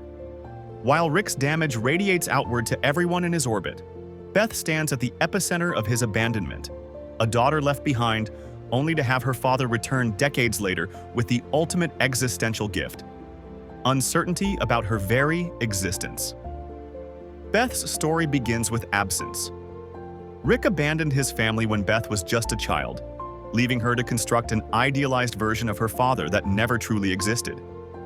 This fantasy sustained her through childhood and into adulthood, creating a desperate need for his approval that shapes her every interaction with him. When Rick finally returns to her life, he doesn't just bring interdimensional adventures. He brings a mirror that reflects the darkest parts of herself back at her. In The ABCs of Beth, we witness perhaps the most profound example of Rick's casual cruelty toward his daughter. The episode begins with Beth reflecting on her childhood, specifically a fantastical playworld Rick created for her called Fruppyland. What initially seems like a touching father-daughter memory quickly unravels into something far more disturbing. Fruppyland wasn't created as a gift. It was designed to contain Beth's destructive tendencies, a playground to keep a dangerously intelligent child occupied while her father worked. When Beth ventures back to Fruppyland as an adult, she's forced to confront the truth about her childhood. The playworld has become a nightmare ecosystem where Beth's childhood friend Tommy has survived by creating and consuming offspring with the native creatures. This revelation forces Beth to acknowledge that she deliberately trapped Tommy there as a child, an act of calculated cruelty that mirrors Rick's own sociopathic tendencies. The most chilling aspect of this journey isn't just that Beth shares Rick's intellect, it's that she shares his capacity for destruction. As Beth rescues Tommy and confronts her past, she displays a clinical detachment from empathy that feels eerily familiar. We see Rick recognize this similarity, watching his daughter with a mixture of pride and something that might almost be fear. Beth isn't just Rick's daughter. She's the closest thing to Rick himself that exists in the universe. This recognition leads to Rick's most ethically ambiguous gift, offering Beth the chance to explore the universe while he replaces her with a perfect clone.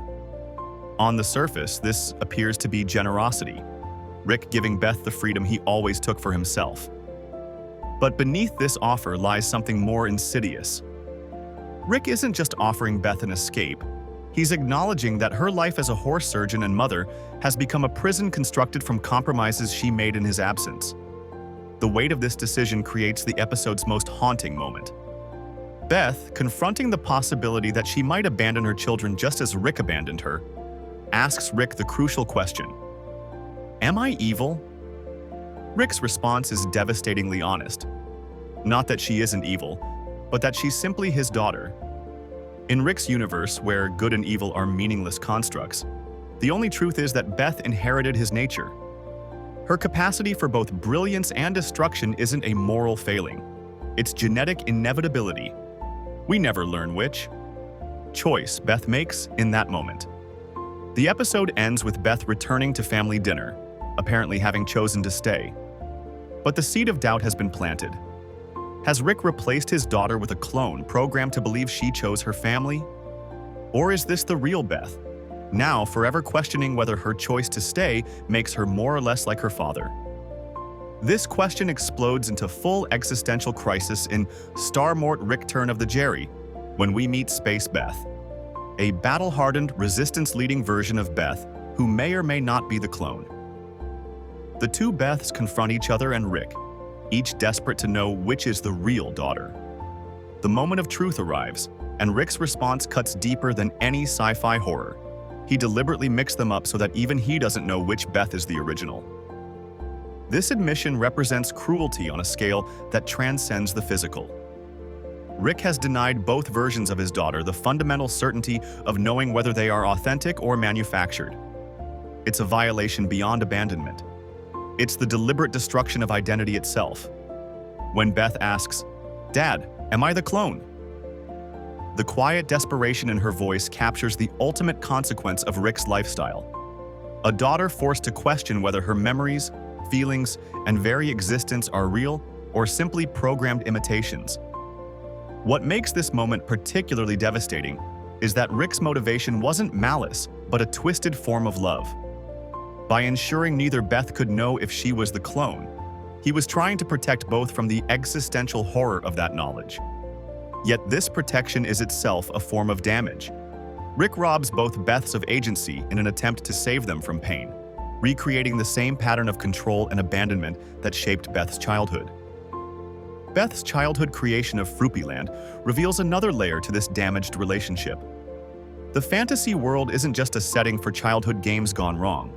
It's evidence of Beth's darkness from an early age. This glimpse into young Beth suggests that Rick may have abandoned her, partly because he recognized himself in her, a mirror reflecting his own destructive potential. Rick, unable to face this reflection, chose absence over presence, setting in motion the cycle of abandonment and desperate approval-seeking that defines their relationship. Both Beths eventually come to an uneasy peace with their situation, choosing to embrace the uncertainty rather than be destroyed by it. This resolution doesn't heal the wound Rick created, but it transforms it into something the Beths can carry together. They choose connection over certainty, a choice Rick himself has never been able to make. In this way, both Beths surpass their father, finding something like peace in a universe that offers none. The true heartbreak of Beth's story isn't just that she might be a clone. It's that in Rick's infinite multiverse, authenticity itself becomes meaningless. If infinite Beths exist across infinite realities, what value does being the original Beth hold? Rick's casual approach to identity erases the one anchor most people cling to in chaos: the certainty of being oneself. Beth's question about her status as clone or original represents the most profound existential crisis the show has presented. Not fear of death or meaninglessness, but fear of never having been real at all. The central finite curve stands as one of the most disturbing concepts in Rick and Morty's exploration of existential horror. Beyond just a sci-fi plot device, it represents something far more unsettling: a deliberate cage built around reality itself. When we first hear about it, the term seems like typical Rick jargon, but the Season 5 finale reveals its true nature: a carefully constructed subset of the multiverse where Rick systematically ensures he remains the smartest being in every universe. This isn't just ego. It's a godlike act of reality manipulation that fundamentally reshapes our understanding of the show's cosmic landscape. What makes this concept truly haunting isn't just Rick's hubris in creating it, but what it implies about free will within the show's universe. If Ricks have engineered a closed system where they maintain consistent control and dominance, it suggests a form of determinism within these boundaries. The actions and choices of individuals might be, to some degree, predetermined by the artificial limitations Rick himself has imposed. President Morty's dramatic escape from the curve doesn't just represent a character breaking free, it's a meta-commentary on breaking free from the constraints of predetermined narrative paths. The show forces us to confront an uncomfortable question. In a multiverse where every possible choice already exists somewhere, do our decisions actually matter? This isn't abstract philosophy. It's woven into the fabric of episodes like 60 Minutes and the interdimensional cable segments. These episodes aren't just random comedy sketches. They're windows into disturbing possibilities. When Jerry and Beth witness alternate versions of themselves living completely different lives, some successful, some tragic, it doesn't just entertain. It creates a crushing weight of what-ifs that threatens to collapse their very sense of self. The multiverse serves different psychological functions for different characters. For Rick, it justifies his nihilistic approach to existence. If everything that can happen does happen somewhere, then individual choices lose meaning. A convenient philosophy for someone running from his own pain. But for Morty, the infinite branches of possibility don't provide comfort.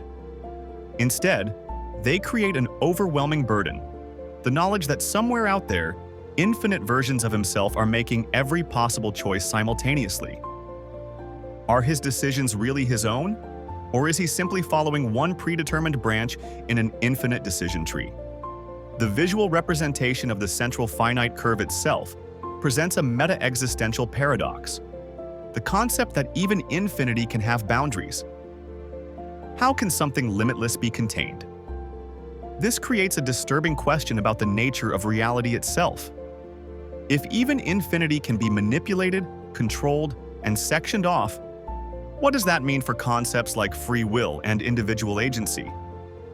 President Morty's escape demonstrates the possibility of breaking free from this controlled environment, but also highlights the artificial limitations imposed by Rick's dominance.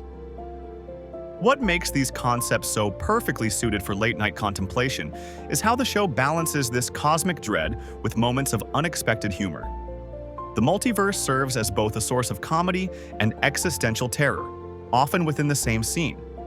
This juxtaposition creates a unique atmospheric quality, where viewers can contemplate the most profound questions about existence while being comforted by the show's absurdist approach to these concepts.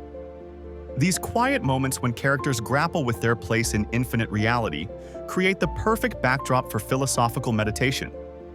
The show's masterstroke is presenting these concepts not as abstract ideas, but through tangible personal consequences. When Beth and Jerry watch alternate versions of themselves in 60 Minutes, they're forced to confront difficult truths about their relationship. Both admit they've considered ending their marriage, yet somehow this knowledge of infinite possibilities brings them closer in their specific reality. Their embrace amidst the chaos of the multiverse creates one of the show's most poignant statements about meaning. That perhaps significance isn't universal but deeply personal, found in specific connections rather than cosmic importance. For Rick, the architect of this system, the multiverse justifies his emotional detachment. If infinite versions of your loved ones exist, then losing one becomes merely a statistical inevitability rather than a personal tragedy. This provides convenient psychological armor for someone who's experienced profound loss.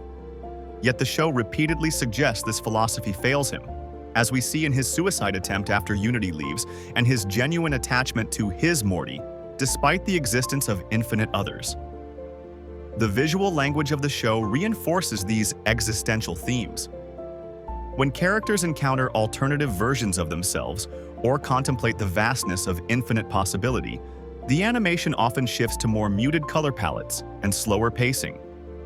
These techniques create visual breathing room for the weight of these concepts, allowing viewers to feel the emotional impact of infinity rather than just intellectually grasp it. The background score similarly shifts during these moments, moving from frantic adventure themes to more contemplative, often melancholic arrangements. What elevates Rick and Morty above typical nihilistic sci-fi is its ability to find moments of meaning within the void. The show doesn't just stop at nothing matters, it shows characters struggling to create personal meaning despite cosmic insignificance. This tension creates the show's most emotionally resonant moments, like Morty's speech to Summer in "Rick's Minutes" about burying his own corpse but continuing to find joy in life, or Beth choosing to embrace her family despite knowing infinite versions of herself made different choices. The central finite curve itself serves as a metaphor for the human condition. We all live within artificial boundaries, some self-imposed and some created by others. Our perception of reality is limited by what we can comprehend, and the show suggests that even Rick, with all his genius, still operates within constraints. He's just pushed his boundaries further than most. The curve's existence implies that even in a realm of infinite possibilities, there are forces at play that seek to define and control the boundaries of that infinity, much like how societal structures and psychological limitations shape our own lives. The show utilizes the multiverse as both a source of comedy and existential horror by seamlessly transitioning between absurdist scenarios and profound philosophical implications. One moment we're laughing at two brothers, or ball fondlers, and the next we're watching characters face devastating realizations about their place in the cosmos. This balance allows viewers to process difficult existential questions through the buffer of humor, making the unbearable not just bearable but strangely comforting. The series masterfully uses this contrast for atmospheric purposes, particularly in episodes focusing on multiverse exploration. The quiet moments after cosmic revelations often feature characters sitting in silence, processing what they've learned about reality. These beats create perfect opportunities for viewer reflection, allowing us to project our own existential questions onto the animated silence. It's in these moments that the show transitions from entertainment to something approaching meditation on existence itself. Behind those increasingly deadpan expressions, something troubling is happening to Morty Smith. The show's most disturbing storyline might not be about interdimensional monsters or cosmic horror, but rather the systematic dismantling of a teenager's moral compass, a corruption so gradual we barely notice until we compare the anxious, horrified Morty of Season 1 with the increasingly Rick-like figure he's becoming. If we track Morty's evolution throughout the series, we're watching nothing less than the methodical corruption of innocence. The nervous, stammering kid who once pleaded with Rick to respect life has undergone a profound transformation. It's not just that he's grown more confident. That would be a positive development. It's that his moral boundaries have eroded with each traumatic adventure, replaced by pragmatic cynicism that mirrors his grandfather's worldview with unsettling precision. Take the pivotal episode, Morty Night Run, where we see a significant turning point in Morty's development. His instinct to save Fart, the telepathic gaseous entity, initially showcases his empathy and unwillingness to accept Rick's casual disregard for life. But by the episode's conclusion, Morty himself pulls the trigger, killing the being he fought to protect after realizing it plans to eliminate all carbon-based life. This moment isn't just about Morty making a tough decision. It's about him internalizing that sometimes violence is the solution, a lesson Rick has been trying to instill all along. What makes this shift particularly disturbing is that Morty doesn't seem traumatized by his choice. Instead, he's resigned to it, singing "Goodbye Moonmen" in a quiet, haunting tone that suggests he's processing the moral compromise he's just made. This isn't the reaction of the same boy who was horrified by the violence of their earlier adventures. It's the reaction of someone growing accustomed to making difficult, morally ambiguous choices. The real genius of the show's storytelling is that Morty's transformation isn't presented as a sudden shift, but as a series of incremental changes. Each adventure chips away at his innocence. Each moral compromise makes the next one easier, and each moment of violence desensitizes him further. By later seasons, we see Morty not just accepting violence, but anticipating it, sometimes even suggesting it before Rick does. This gradual shift becomes especially apparent in episodes like The Rick-Churian-Morty Date, where Morty doesn't just follow Rick's lead but actively predicts his grandfather's behavior patterns. When he tells Rick exactly how his conflict with the president will play out, he's not just demonstrating how well he knows Rick. He's revealing how thoroughly he's internalized Rick's approach to problem solving. The student is becoming the master, but what lessons is he mastering? Not scientific curiosity or intellectual growth, but manipulation, cynicism, and a willingness to disregard others' well-being. Perhaps the most chilling aspect of Morty's character development is how it parallels Rick's own emotional journey in reverse.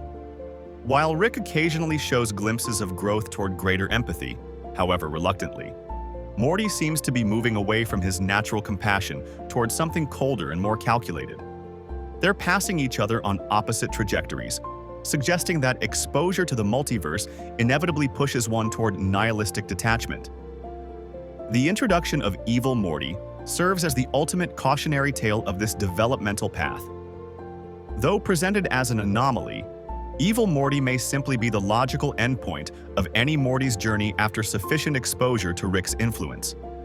His calculated ruthlessness, strategic brilliance, and complete lack of moral restraint mirror Rick's worst qualities taken to their logical extreme.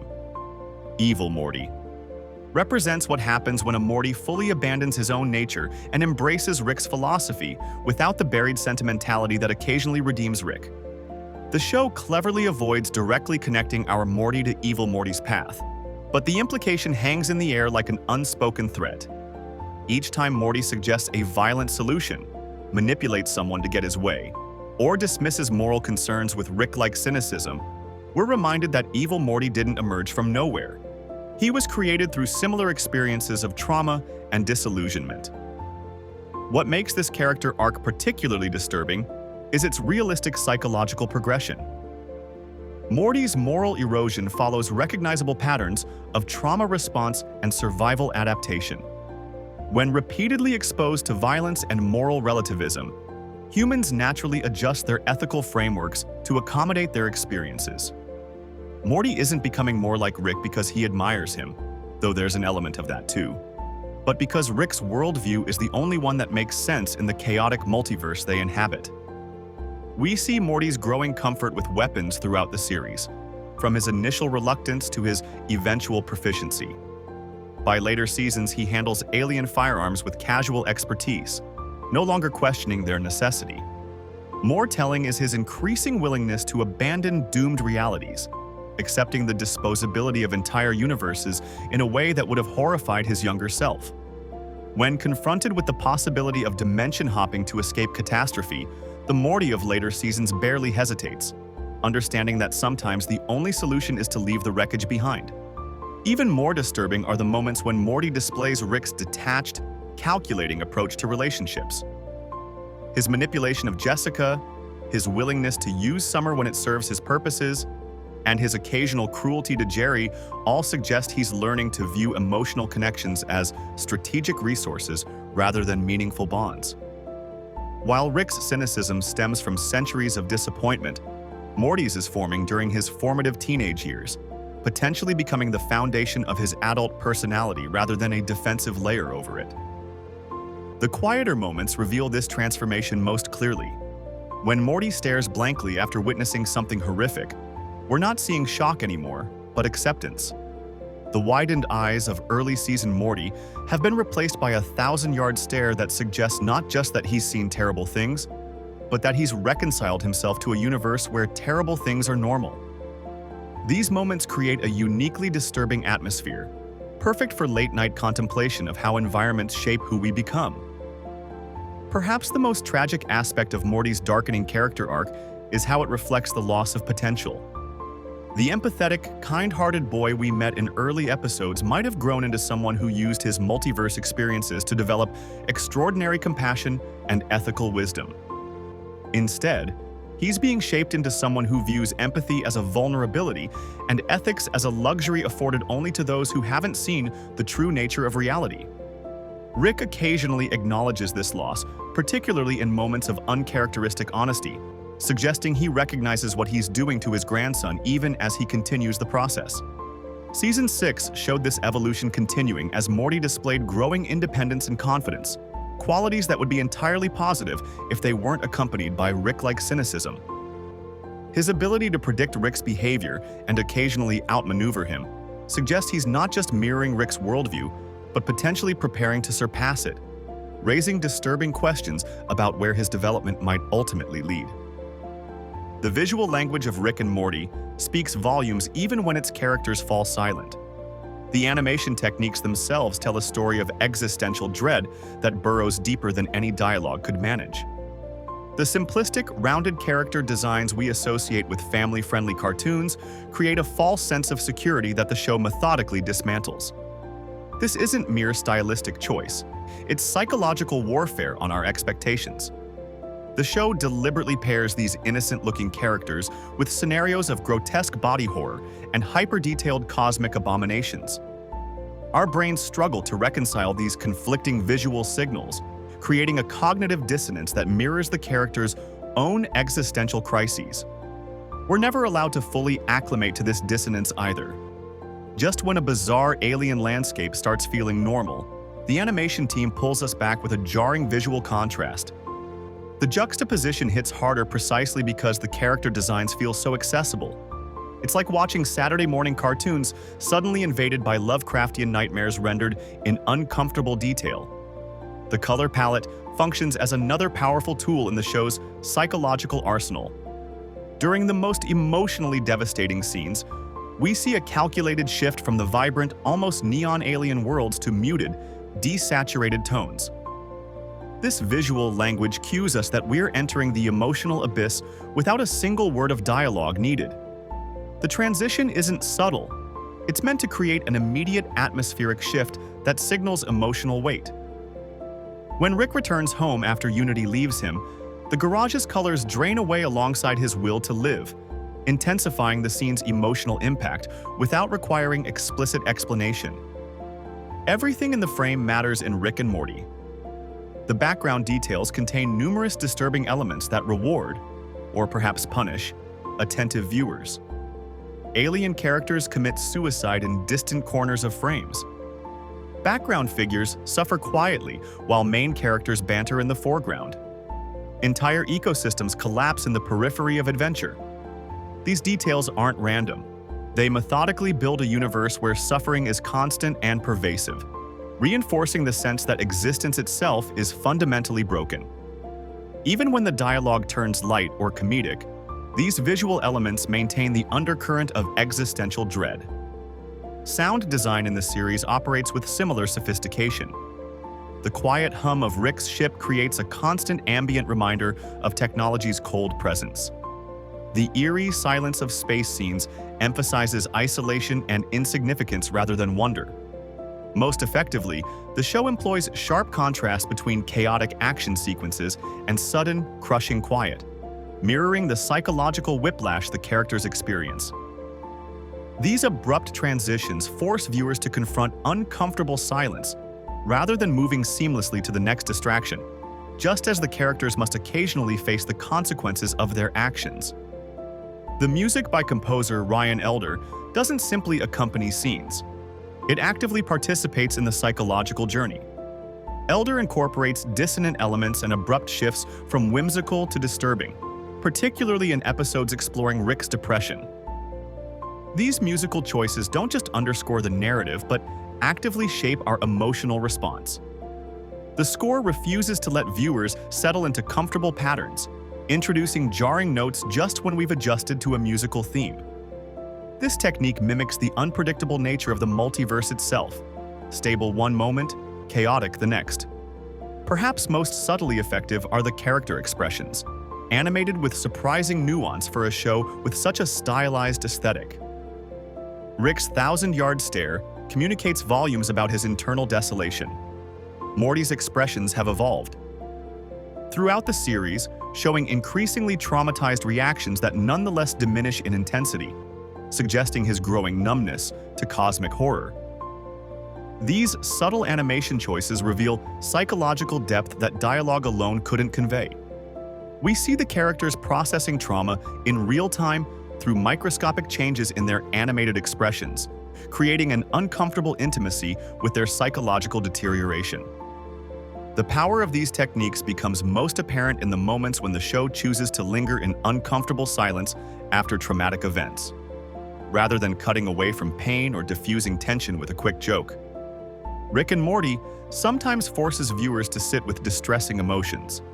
The animation doesn't flinch away from showing characters in states of genuine psychological distress. This willingness to pause creates spaces for reflection that transform potentially overwhelming content into something strangely meditative, horrifying, yet mesmerizingly tranquil. The show's audio landscape contributes significantly to this meditative quality. Episodes often conclude with atmospheric sound rather than music. The soft electrical hum of Rick's garage, the distant chirping of alien insects, or the absolute silence of space. These ambient soundscapes create a hypnotic quality that transforms even the most disturbing content into something oddly soothing. The contrast between cosmic horror and quiet introspection offers a uniquely compelling viewing experience, particularly for late-night audiences seeking both stimulation and relaxation. The animation team employs subtle techniques to manipulate viewers' emotional responses. During scenes exploring existential themes, the pacing often slows imperceptibly. Frames linger slightly longer, and movements become more deliberate. This creates a dreamlike quality that enhances the philosophical weight of these moments. When characters confront their insignificance in the cosmic order, the animation style itself seems to shift toward something more contemplative and less frantic. Background details reveal careful attention to psychological storytelling. Environments often mirror characters' internal states. Rick's garage becomes increasingly cluttered as his mind fragments. Alien landscapes grow more barren as Morty's innocence erodes. These visual parallels operate below conscious awareness for most viewers, but contribute to the show's psychological depth. The result is an animation style that feels emotionally honest despite its fantastical content. The lighting design deserves special attention for its role in establishing mood. Rick and Morty employs dramatic shadow work during its most psychologically intense moments. Characters are often partially obscured, their faces half illuminated to suggest their divided natures. This chiaroscuro effect creates visual tension that enhances the philosophical ambiguity of the narrative. Even in brightly colored alien worlds, the lighting creates depth and dimension that elevates the material beyond typical animation. Perhaps most impressive is how these visual and audio elements work in concert to create a coherent psychological experience. The animation style, color palette, background details, sound design, music, character expressions, pacing, and lighting all reinforce each other in service of a unified emotional impact. This holistic approach transforms what could be merely disturbing content into something unexpectedly mesmerizing, perfect for contemplative late-night viewing. The show's technical elements don't just serve the narrative, they are the narrative. The visual language tells a parallel story about existential dread that complements and sometimes transcends the dialogue. It's this layered approach that makes the series uniquely suited to both active analysis and passive meditation, offering different rewards depending on the viewer's engagement level. While the animation techniques craft the show's psychological landscape, the philosophical framework beneath everything might be the most terrifying element of all. In Rick's universe, cosmic horror isn't just suggested. It's the fundamental operating system, where even the gods are disappointing and the knowledge of how things truly work is unbearable for the human mind. Rick and Morty's approach to cosmic horror operates on a fundamental principle that sets it apart from traditional Lovecraftian storytelling. Rather than presenting incomprehensible beings as mysterious and awe-inspiring forces, the show consistently undermines their grandeur by revealing them to be flawed, bureaucratic, and often downright petty. This subversion creates a uniquely disturbing implication: that the universe isn't just indifferent to human existence, but actively disappointing on a cosmic scale. Episodes like Something Rick This Way, Comes, and Never Ricking Morty introduce literal deities and cosmic entities, but instead of being unknowable forces of terror, they're often portrayed as self-serving, incompetent, or driven by mundane concerns. Think about it. Even the devil himself opens a cursed antique shop and becomes depressed when Rick undercuts his business model.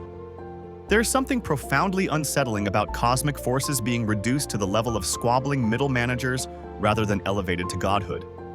The cosmic horror of Rick and Morty isn't just about the existence of terrifying beings. It's about the fundamental meaninglessness they represent. When gods are petty and incompetent, when the universe operates on principles more akin to a dysfunctional office than an ordered cosmos, we're left with an even more disturbing proposition than traditional cosmic horror. It's not just that humans are insignificant, it's that the entire cosmic order might be a joke without a punchline. The Truth Tortoise represents one of the show's clearest nods to traditional cosmic horror. This creature's gaze reveals unbearable universal truths that the human mind simply cannot process without breaking. It's a perfect encapsulation of the Lovecraftian idea that some knowledge is too terrible to comprehend. But the show takes this concept a step further by suggesting that Rick himself has gazed into this abyss and emerged not with madness, but with a more disturbing response: nihilistic hedonism. Rick represents a unique twist on cosmic horror protagonists. Unlike traditional characters who encounter cosmic truth and descend into madness, Rick has fully internalized the meaninglessness of existence and responds not with terror, but with cynical humor and self-indulgence. His awareness of the universe's indifference doesn't destroy him.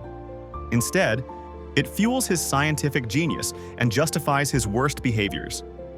This creates a disturbing implication that understanding cosmic horror doesn't have to break you. It might just transform you into someone who inflicts horror on others. The show casually introduces concepts with horrific cosmic implications throughout its run. The microverse battery represents one of the most disturbing examples. Rick has enslaved an entire universe of sentient beings, forcing them to generate power for his car battery through what they believe is clean energy production. When one of the scientists in this miniature universe discovers the truth and attempts the same exploitation on an even smaller universe, creating the Teenyverse, we see how easily cosmic horror propagates through systems of power and knowledge. This casual approach to cosmic enslavement raises profound questions about ethics across scales of existence. If Rick can create and subjugate an entire universe for something as mundane as powering his vehicle, what might more powerful beings be doing to our reality? The show presents these disturbing possibilities not as exceptional scenarios, but as commonplace occurrences in a universe where power differentials exist across dimensional planes.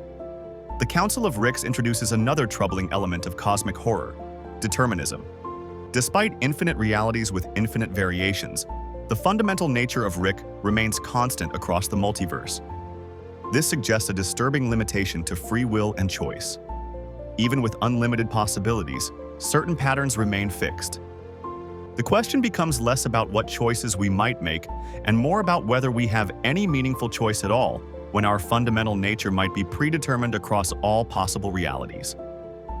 This deterministic horror is perhaps most clearly illustrated in the way Evil Morty's story unfolds.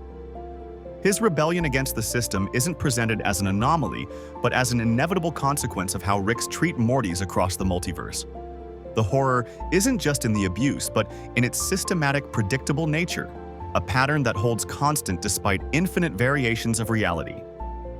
Throughout the series, humans are repeatedly shown as insignificant specks in an indifferent cosmos.